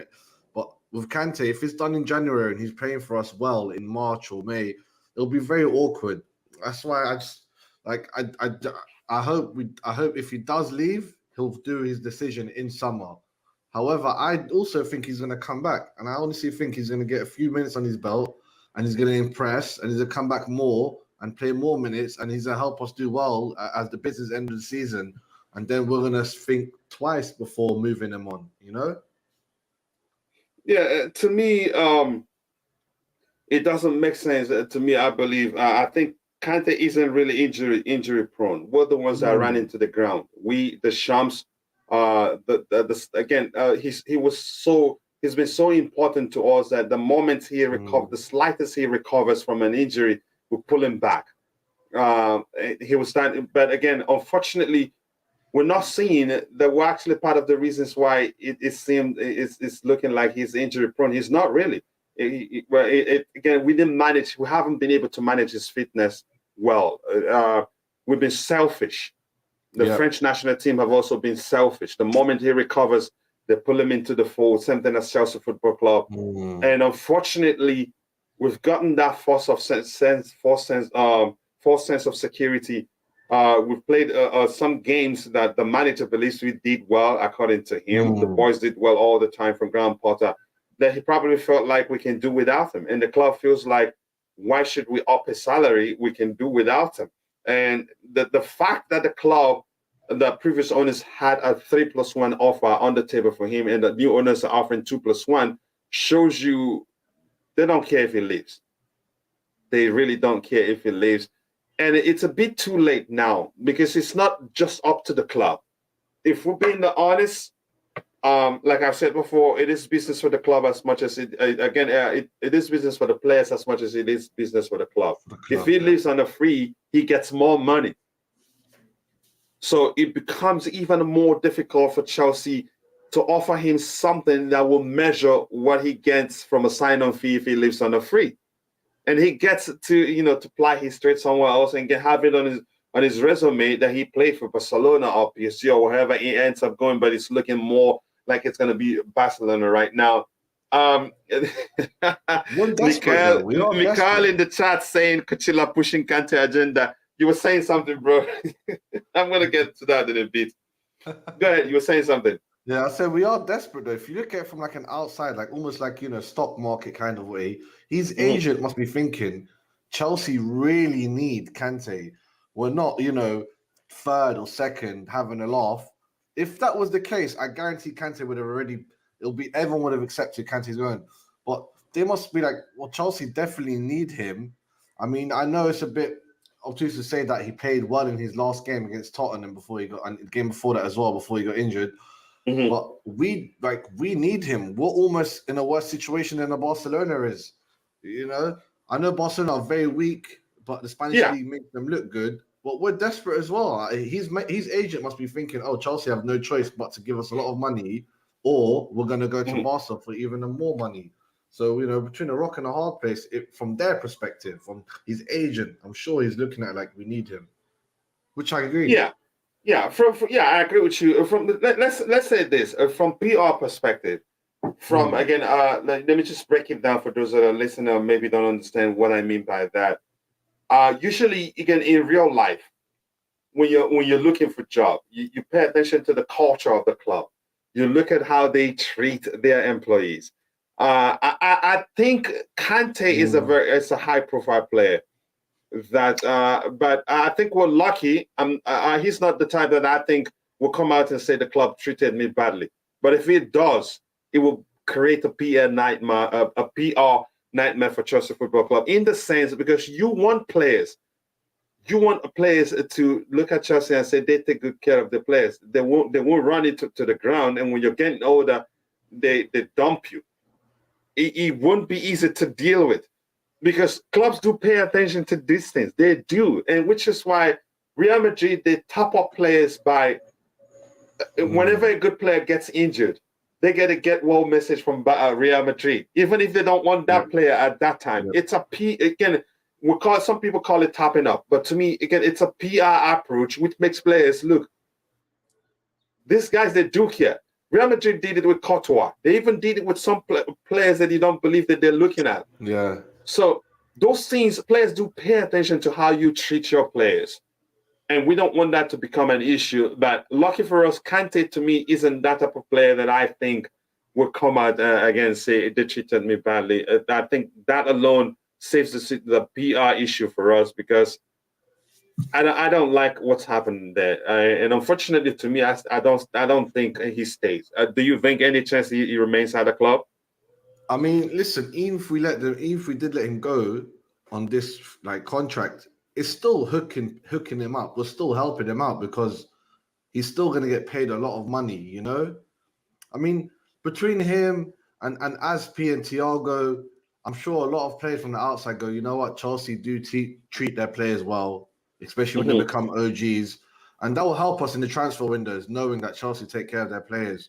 And I think we're taking care of Kante either way, because if we give him a contract, it's going to be a lot of money. And if we don't give him a contract, which is more likely, he's going to get paid a boatload from wherever club he signs for as a free agent. Yeah, I'm really not sure, bro. I'm really not sure what aspect shows we're treating him kindly. Well, if anything, Because, if anything, to me, the most pronounced of this whole saga, Kante contract saga, is that the previous owners had a 3+1 offer on the table for him. Yeah. And now the new owners are offering 2+1. Plus, the way, as much as I love Thomas Tuchel, I hated the fact that he was openly saying how Kante's injury record will be factored into the new contract. To me, again, I don't know about other people. That will piss me off. But go ahead with what you were saying. Well, I said the worst thing we could do, is try to force a sale now, or to, do what Arsenal done to Aubameyang. Do Arsenal what I've done at Aubameyang. That's the what would scare me as a player. I'll be like, whoa, they just terminated a big player's contract, But we're not trying to sell him in January. We're not trying to terminate him. So we're not treating him bad in that. We're not, the complete treating him bad. But obviously, we're not taking care of him by giving him that 3+1 with a high wage. Mm-hmm. So we're almost there in the middle. We're like, we'll let you get paid well for another club if you don't take this 2+1. But that isn't really up to you. That is, again, because we're not coming to an agreement, if we're being honest. But I get it. Let me catch up with the chat. I'll come back. I want to get your thoughts on the Gvardiol situation. And sign an Argentine. I hope the club does, again. But I want even the whole Croatian midfield. I really want them. Kachila said the Kamakunde giving me a good PTSD. A good one, indeed. And I understand what you mean. It was, again, Gonzalez. Yeah. Higuain also did play. He came on loan from Napoli. Terrible. From what club? Was this I thought it was Napoli or something. No, Juventus. Because he'd already left Napoli at that time. I'm not sure where he came on loan from. Yep, again, Argentine, CFC Nation. And yeah, that's another Argentine that played for Chelsea Football Club. Kuchula pushing Kante agenda. I know. That's not what I'm doing. I'm being honest. I like to be objective when I talk of such matters, because the truth is not, again, on a surface level, to some people it's simple, but really it's deeper than that. You heard about Juventus wanting to swap Vlahovic for Felix. Yeah, again, as much as I like Vlahovic, if I had Felix, I'd keep him.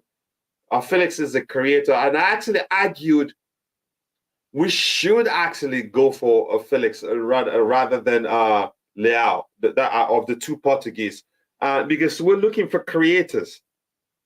We're looking for creators. And you could say, given how good Omari Hutchinson is, and given the fact that we got Nkunku, and I'm sure we're not getting Nkunku to play as a number 9.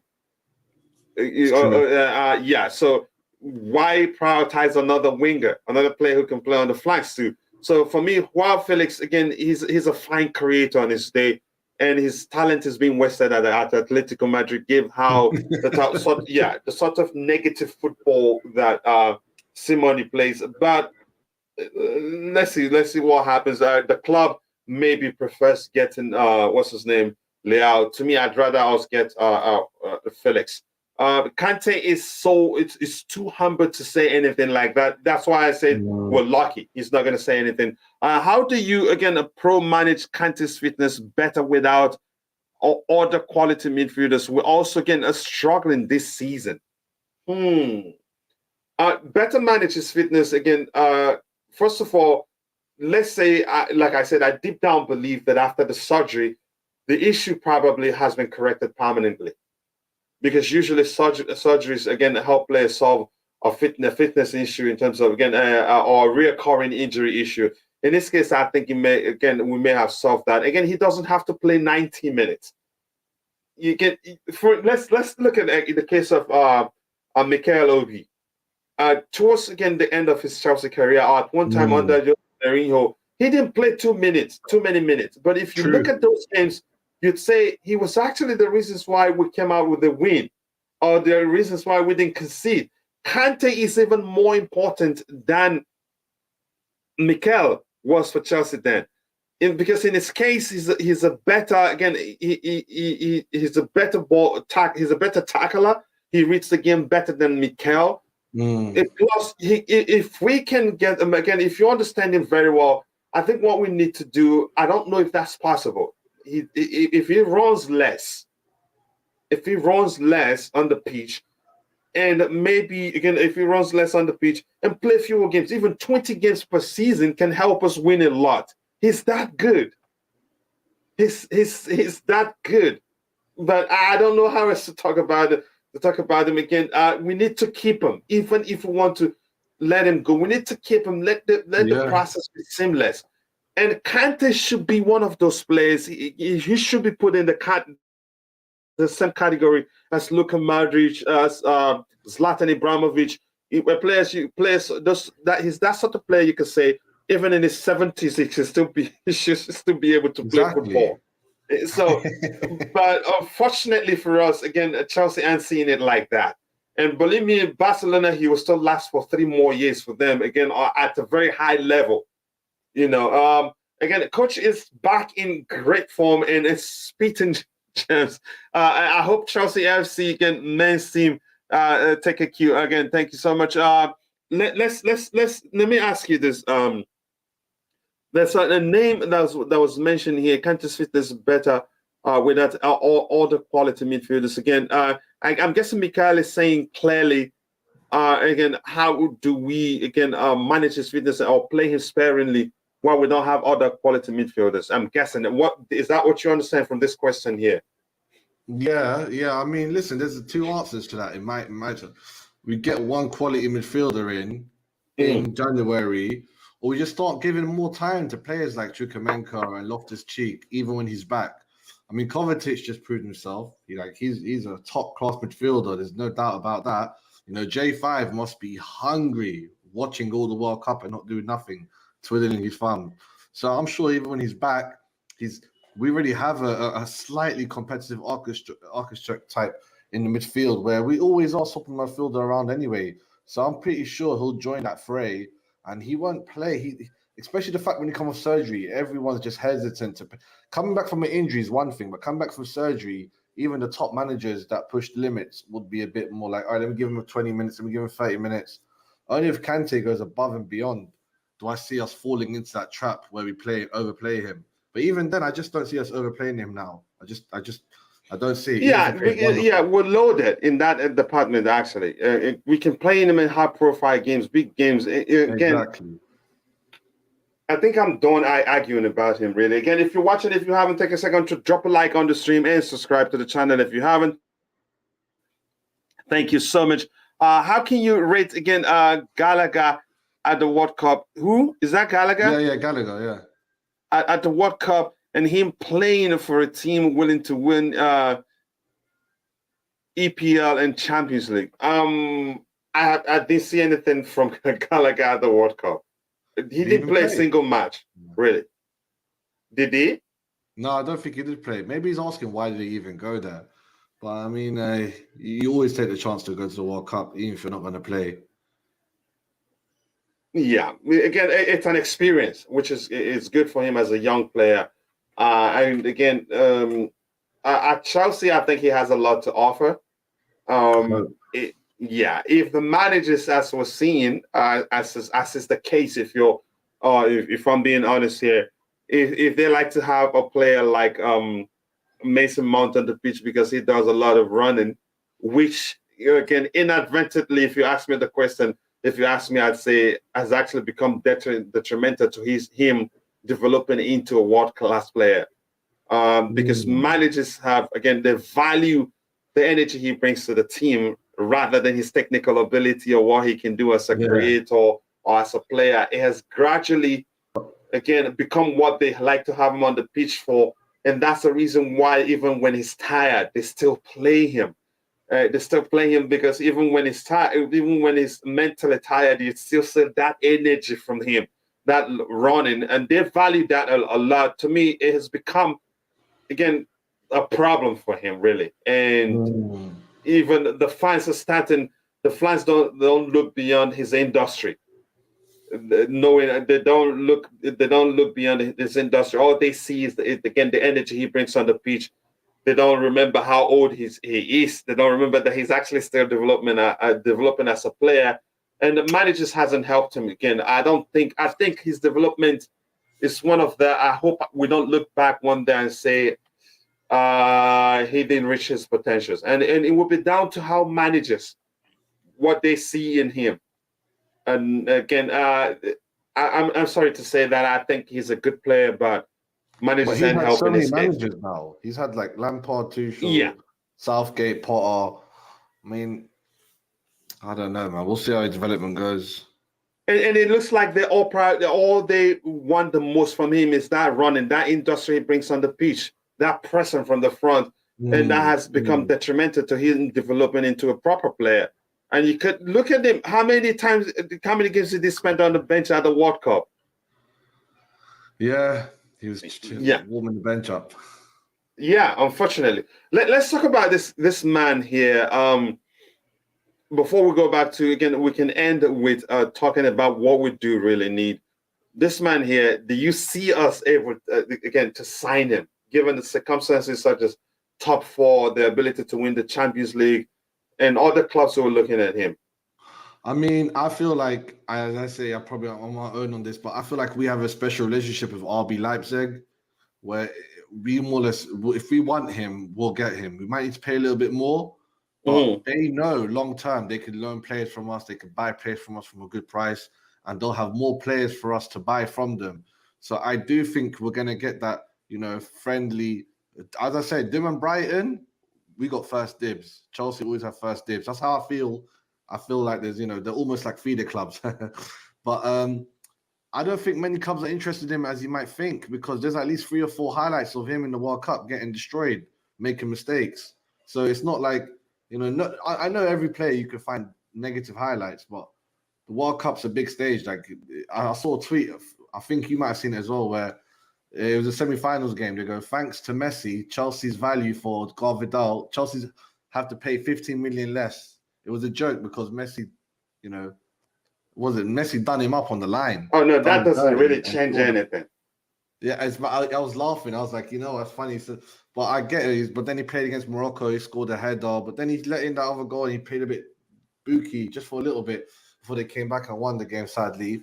But I'm telling you, when you factor in that he's young, very, very young, you go, okay, that's fine. But if he was 28, I wouldn't rate him as highly. But because he's 20, I really do have to rate him highly, and we do have to pay the extra money for him. But sadly, I don't see him starting at Chelsea, straight off the bat. A man like Thiago Silva is still doing it, and I don't care what anyone says. We need him, I'll take Gvardiol. Hopefully, we get it from a good price, nothing too crazy. I mean, what is the it will be crazy because he's contracted to Leipzig until 2027. And how much was his buyout clause? 100+ mil again? On transfer market, it's going to be 60 million, but I'm not sure about the buyout clause. Again, that's the market value. The buyout clause, I think, is something north of 70 million. And I don't know how truthful this is. The rumors are, again, that they rejected an offer. Was it from PSG or who? I'm not sure who. But here's the thing. I think he's not going to come cheap. Real Madrid wants him, like Waldo says that Real Madrid, they want him. I think PSG still wants him. Man City wants him. And I'm hearing Liverpool want him to. So that on its own makes it difficult. But the fact that there's no guarantee we're going to be in the top four come the end of the season, and there's no guarantee we're going to win the Champions League, in terms of his decision on which of these clubs he wants to join, I think we'll be at the bottom. We'll be down the pecking order, really. What's your thoughts? I think you are right, but I mean, it'll have to be one of the situations where everything's correct and all the offers are the same. Because I reckon Chelsea probably giving the best offer on the table for wages as well as the transfer to the club. However, if Real Madrid have something similar or Man City even, he might just. I'm not sure. I'm not sure how much of it is in his hands because these days they go back and forth with the agents quite a bit, and the agents make a lot of their decisions. Yeah. Go ahead. If it's up to him purely, he probably won't choose Chelsea. But if there's other factors from the club and his agent, and as I said, the relationship we have with them, I can easily see us getting him, and he's probably confident that he'll start at Chelsea within a year or so, more so than Real Madrid or Liverpool. If he goes to Madrid, honestly, he'll be starting over Rudiger. You think so? What? No, Rudiger's better than him. I think so, really. Because he can play centrally too. They love Rudiger in Madrid. There's a movement for him because Morocco is basically Madrid and Barcelona, and Rudiger's I don't know. Other day before the World Cup, he got a big cut, and then he came back from that disgusting injury, and he scored a goal before that to save their record. I mean, they actually love Rudiger, so I don't see him. And he's in his prime, right? I don't know. As I said, he got done by Messi, and a lot of those people laughing at those tweets of him getting destroyed. That doesn't change anything. Well, that's man. Yeah. If he conquered Messi at that moment, and that was the highlight, it was he tackled Messi. That would have been part of his positive highlights. But he has a compilation. I'll send you a little link after. He has a compilation of mistakes he made during the World Cup, or just him getting beat. And I know you say it doesn't change anything. But he's 20. I know, but you think a 20-year-old will be he's not going to increase. I was thinking at that age, he should keep up with Messi. He shouldn't get paced out by a 35-year-old. But I get it, it's Messi. When you're 20, you're the fastest you're going to be. You're not going to improve in speed. You might decrease, if anything. Yeah, here's the thing. Gvardiol he's still developing, actually, if we're being honest. It just has that period. It just has that period. Sorry? You make it sound like we're going to get him. You're being protective. No. If anything, I'm a bit skeptical, actually. I'm actually skeptical that we're going to get him, if I'm being honest. I'm just talking about people judging him, but that one time a Messi dribbled him. He's a young player. This guy's still 20. So we'll see such things. Again, with time, he will become a much more polished player. And even at this age, again, he plays with such maturity at this age. If you're not told, you think he's around 23, 24, 25. He's just 20. Yep. Look at him, and he plays centrally. Usually, if he's playing on the flanks, like in the left center back or right center back position, then you could say he doesn't have, again, much responsibility there. But there, he's practically the leader in the defense there. And again, you don't see him panicking. I think to me, he's deserved to be vying for one of the youngest, again, the young players of the tournament. To me, this is no different from that period where we saw a series of mistakes from Chalobah, which I argue then this is nothing. This is something that comes with the age that he is with. He is at that point that as he matures, he will shade those mistakes. But that's, by the way, let me catch up. Yeah, go ahead. Chalobah's faster than him, but you're right. Chalobah had the shaky moments in the beginning. Yeah, I remember that. Yeah, but most people didn't understand then that that's something that's very common with the age of the player at that point. Let me see what we have here.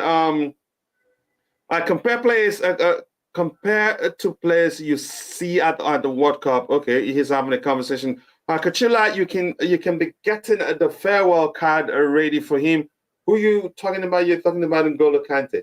Yeah. Real Madrid want Gvardiol, apparently. Yeah, and they're serious about it. I think the only player that literally everyone wants is Bellingham right now.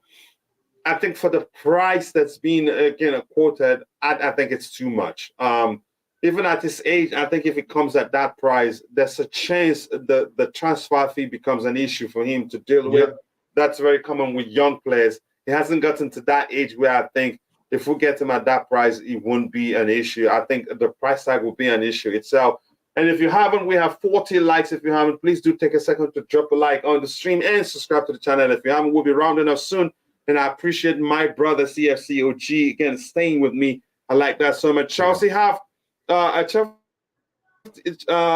Besit Abdul. Thank you so much for joining the show. He said Chelsea have to cause they're too loose in signing again in signing up players. Chelsea can chase player for 5 to sign until some put his nose inside before again you can see.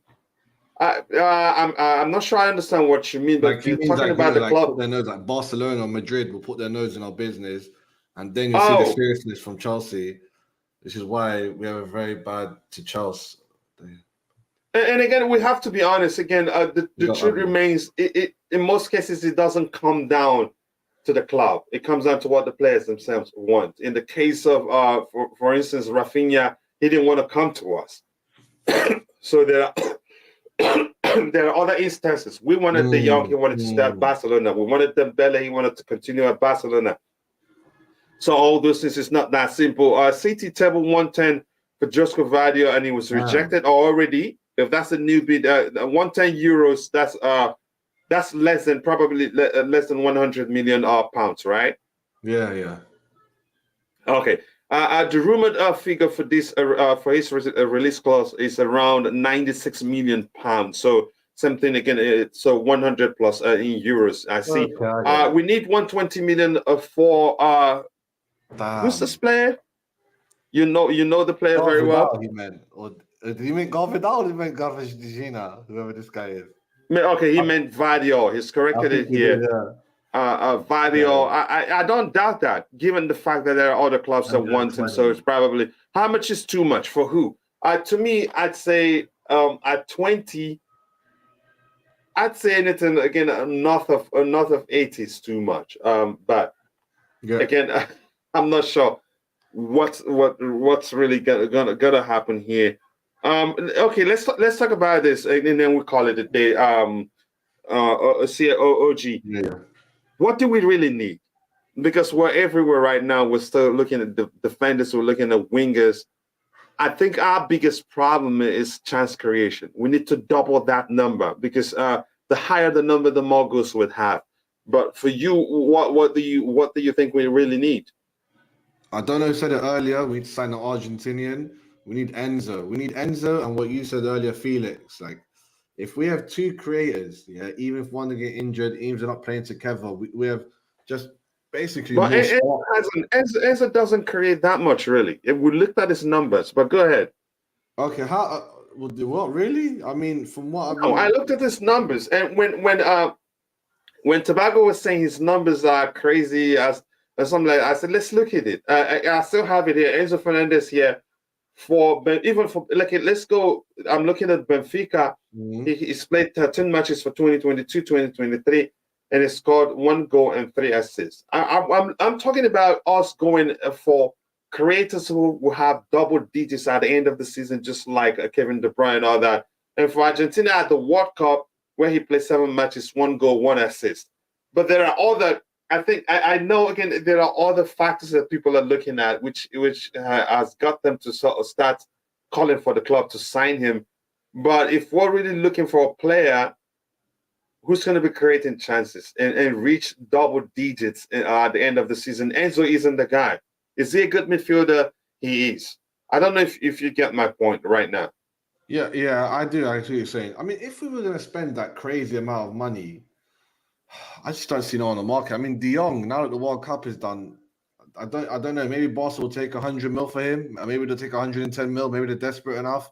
He's the only person I see doing that, as you say, double the GA and assist, especially. Other than that, I can't see us bringing in the midfielder all of a sudden right now to create all these chances for, especially for someone like Aubameyang, because he's on his own. He's on his own. Brozier's done for. It feels like we need to get a new striker as well. But that new striker is also going to be a temporary new striker. If Broja, it's all a very confusing melding pot at Chelsea right now. But you're right, creativity is key. We got players that want to take on players. You know, we got that. You said earlier ago, you said you want Felix over Leao. Felix is a fine creator. I want both. If we can get them both, fine. But my argument is that if we can get only one of the two, I said let's get Felix over because we have numbers in terms of wingers. But here's the thing again. Let just quickly here again says again the midfield needs sorting out. That's important. That's why I'm saying it should be the priority, especially a creator. Some people will say we have Kasade, we have Chukwuemeka. Those players, as much as again you would talk about how well they've done for the academy, but in terms of the first team, they are unknown until proven. So we can't say we have players who are capable of doing that. In the case of Enzo, again, his numbers even for Benfica isn't that good. Even for the previous season in the Champions League 22-23, this current edition, 9 matches, two goals. For River Plate, his numbers aren't that high. For 2022, eight matches, 2 goals, 1 assist. So how many pre-assists? Do you have the pre-assist breakdown or his build-up play? Because that's one of the other stats that show you. That's what I'm saying. But I want the fact. But if we're looking for chance creation, then that's what we should be looking at specifically.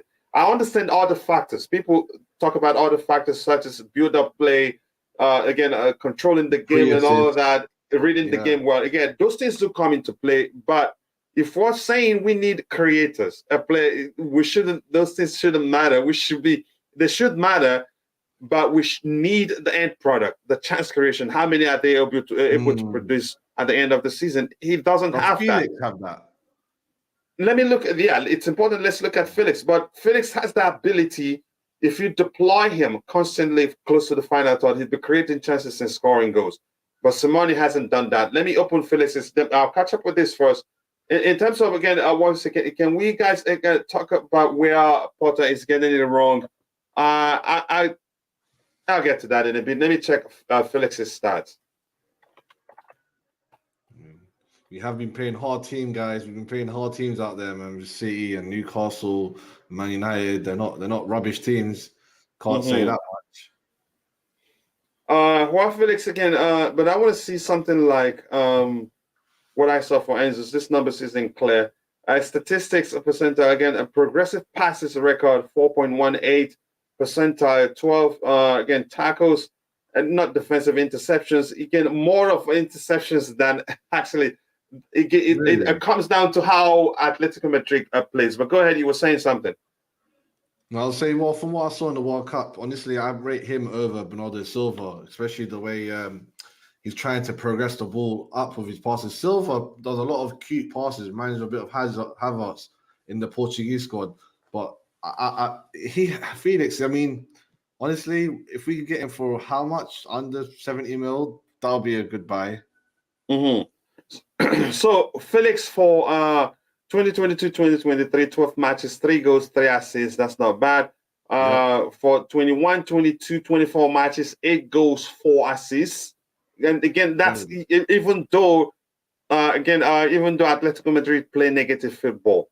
For Benfica, that's why his numbers are high. 26 matches, 15 goals, 7 assists. Now, again, they play more attacking football than Atletico Madrid did. So, I think at Chelsea, if he plays closer to the final third constantly, I think his numbers will improve. But he needs to leave Atletico Madrid as well. And if we can get how him... How much would Atletico want? This club is not a normal club, you know. They paid 90 million plus for him. Jeez, years ago, though. Was it 2 years? So let me see what transfer market says about him. But I think they have him on a long-term contract. That's what they do, really. Well, he's wasting his time, as he said earlier. I think Simeone is going to get sacked soon, right? He's going to leave the club at the end of I think they're too loyal to him. They'd rather change players than sack him. He's going to leave at the end of the season. Worst case scenario. So he still has let's just call it 3 years. His contract expires in 2026. let's say the market value here, 50 million euros. But yeah, you're not gonna get him for that's that good. price, and he's still 23. But when you talk about Felix, it sounds like he's been there forever. Yeah, even when they signed him, I thought he was at Benfica for like a couple of years as well. How's he so Yeah. young? Usually that's very common with good players because he's been so good. Again, he started again. He emerged onto the stage at a very young stage. Young stage. So let's see what we have here again. He played deeper for Argentina because again the boy. Yeah, I know, but even at that, I think his numbers aren't that good if we're looking for players who will produce double digits by the end of the season. Argentina basically uses use Enzo as a CDM when he plays a CM for Benfica. Even again, I could care less where he plays, but I'm just looking. I'm looking at again the overall numbers. Even for Benfica, where you could say he plays in an attacking role for them, his numbers aren't that good. We need a replacement for both Ziyech and Broja. Then and an attacking midfield. Attacking midfield, I think, should be the priority. Ziyech is a good player, but he's not consistent for a team that wants the EPL. And we shouldn't even consider keeping him at the club, even though he did quite well at the World Cup. We shouldn't be selfish. I think his spirit, you could say, has already left Chelsea Football Club. He wants to leave. Just make it happen. And now that we can get a size up if we from selling him, I think the cups are rigged. City in both cups, a first match. But we've been to every finals. Like, I think we need that to happen. Go ahead. For the last 5 years, we've been to so many finals of both the Carling Cup, the Carabao Cup, and the FA Cup. That if it's rigged for us. Yeah, for me, I think I want us to meet the stronger teams early in the competition. I think it shows us where we're at. We're used to doing that. Yeah, we need to deal with it and get over with it. With this same players up to last season, creating chances was not the problem. It was a scoring. It was our problem. Here's the thing: I get. This has always been the issues for a long time. My point is, if you double the number of chance creation, then the chances of again, then you get to score more goals because the higher the chances you have, the possibility you have to score goals, the more goals you score. That's my point. I get it. We created a lot, but we can actually do even more better. Felix, transfer value has actually gone down quite a bit. But you're talking about dealing with Atletico Madrid. That's not going to be simple. So, OG, again, before we round off, I want to ask you this question. If we're looking for that creator, do you have any name that you think will be able to produce double digits at the end of the season consistently? What, they came in January, or they coming in summer? Whatever but we need them as soon as possible, if we're being honest. Like, obviously, the summer one's different. I mean, people like having a whole season, Felix will definitely get that, I believe. But the only player, as I said, I can see us getting this January, as I said, if we somehow Barcelona accepted a 100 million plus bid for De Jong, he will get double assists from January till May if he was at Chelsea. Other than that, I just don't see no player that can move right now that would be able to do something like that. Like Trossard will get goals, but Trossard will not get some mad assists with that goals from the end to the end of whatever May the 20-somethings, the last competitive game. So I just, as I said, Felix, all right, he'll be banging next season, 24 years old, matured. He should be even better, hopefully, against Chelsea.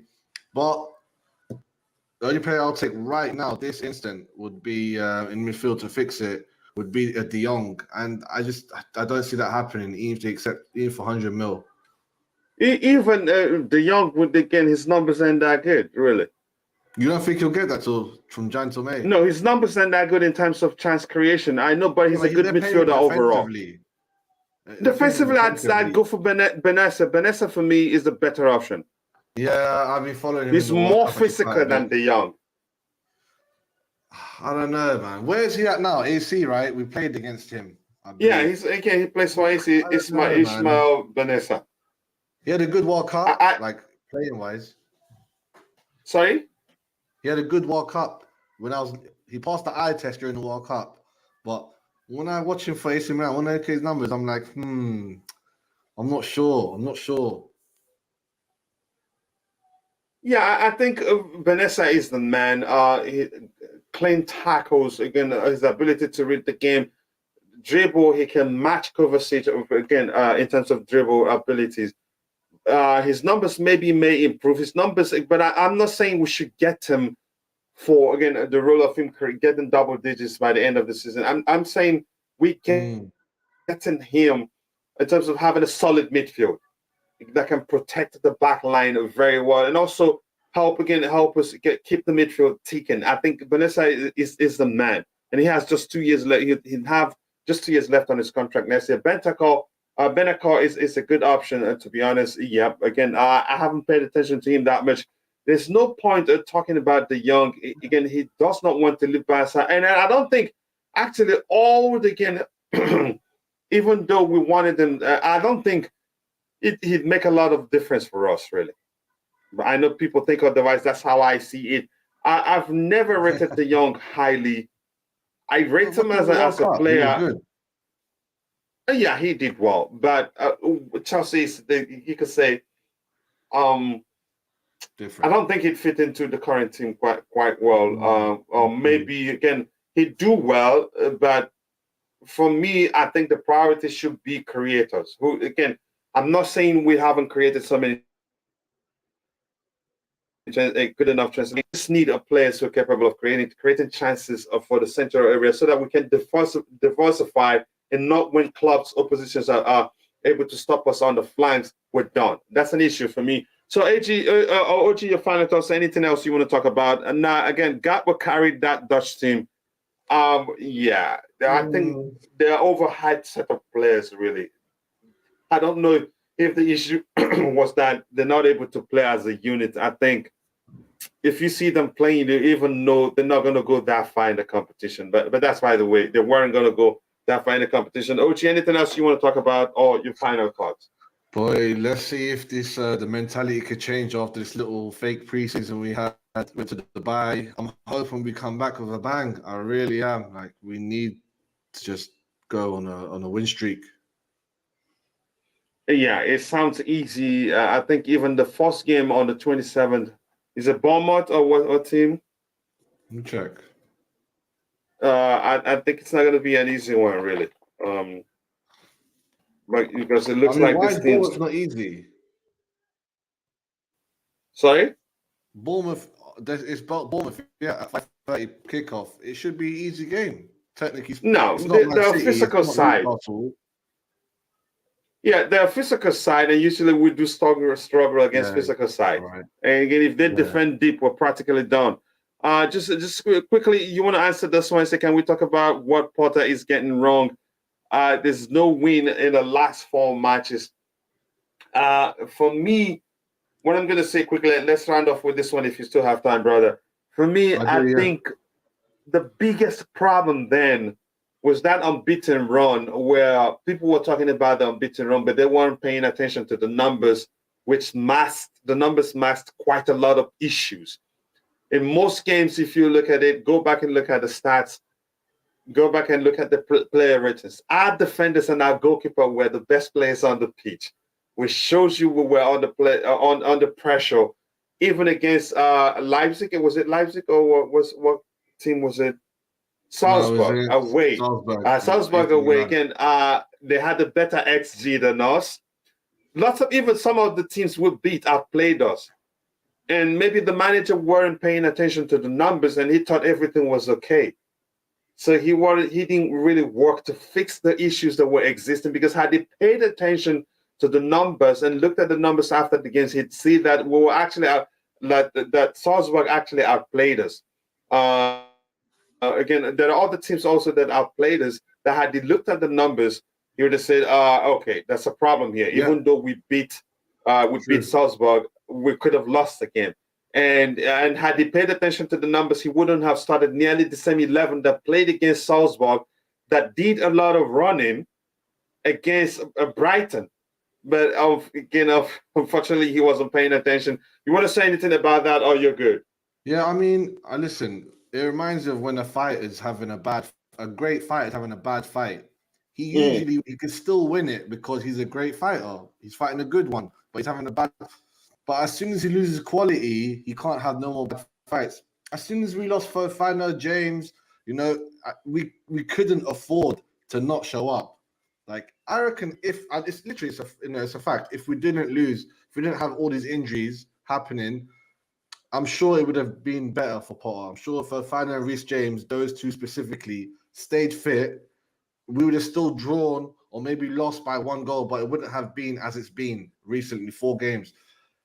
Taking away that hypothetical, all right, let's not bring the injury players in, even though they played a big role. We were getting outplayed. We lacked the mentality, and as you said, a physicalness. And that's why I am worried against Bournemouth.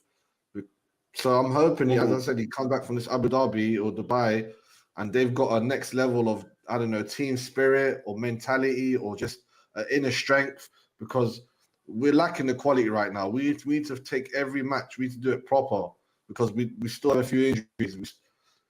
And if you don't mind, just quickly, do you think he's the man for the job? Boy, man, I don't know. Like, how would I judge him? Do I just judge him over the season, or do I say stuff like,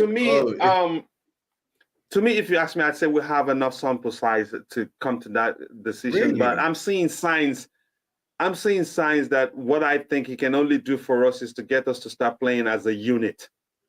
But I don't think we're going to be able to win quite a lot with him. Even if he's quality upgrades, even if he signs 2 or 3. Nah, I don't think. Here's the thing. I don't think tactically he's the guy. Damn. I think he's the guy that will help us build a team that's going to be playing as a unit, just as he did as Brighton. But I think he ends there, really. So what? He's going to get to play well. Yeah, but go ahead. Then we're going to get rid of him, and then we're going to get us a world-class manager to get us world-class players. Is that what you kind of think? Again, I'm looking at the way he operates. I'm looking at what he's achieved. I'm looking at circumstances at which he was able to achieve those things. At Chelsea, you don't have, even though we're thinking Ball is going to give him 10 million years, I don't think so. It's business. If Chelsea misses out of top 4, that's a lot of money. And if Chelsea is not in the Champions League, that's a lot of money we're missing too. Yeah. Chelsea isn't that club where they'd have patience with him. And I know their ego will come into play because they hired him, and they hired him with the assurance that it's going to work. But the ego and the fact they want to show we know what we're doing, they will give him a bit of time, but I don't think it will be too long before, again, it's business after all. They're going to say, we're losing money, actually. I agree with you, but I do want to say, I swear, if it wasn't for Arteta, he'll get sacked very quickly. But Arteta makes other owners think maybe if I just give him some time, it'll come in fruition, you know. And if we're being honest, Arteta's start to life at Chelsea wasn't this bad. You could still see that fight. Yeah, you are right.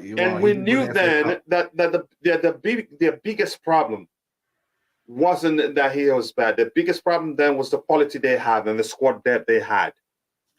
But in our case, as much as I don't think we have the best players, I think we should be doing better than we're doing. Yeah. I'm not saying we have good enough players to be top in the table or to be winning the Champions. We should be doing better than we're doing. It just seemed to me he's still kind of confused. He seemed lost when things started going the wrong way. He seemed lost. Plus, again, how late he makes changes. Plus, how quiet he is on the touchline. Plus, again, how he doesn't change things quickly, even when it's clear. Exactly. So, but that's by the way. Again, I appreciate you finding time to join the show, bro. Again, I'll try to add your credit after the show when I get a chance. And if you ever need me on your show, just let me know on time. I appreciate that because I have more thanks to you, bro. Much love here. Chelsea versus Bournemouth on the 27th. I am giving Potter till the end of the season. That's good enough point for me. That at that time you have good enough sample to judge him. Even missing out on Europa, again, it's a massive loss of money. But I'd rather us miss out on Europa to concentrate on the league full time next season. because it can stretch you, even make it even more difficult for you to get into top four. But that's, by the way, thank you so much to everybody in the chat. Thank you, Waldo, Liam Lane. Thank you to Len Fuel. Thank you to Adelio, Emmanuel, everyone else that was in the chat. Again, I appreciate you. Juka, Cyborg, I appreciate you all finding the time to join. With that, we've come to the end of the show. Thank you so much. I hope to see you guys next time. God bless us all, and bye. Take care, everyone. Much thanks, bro. I appreciate it.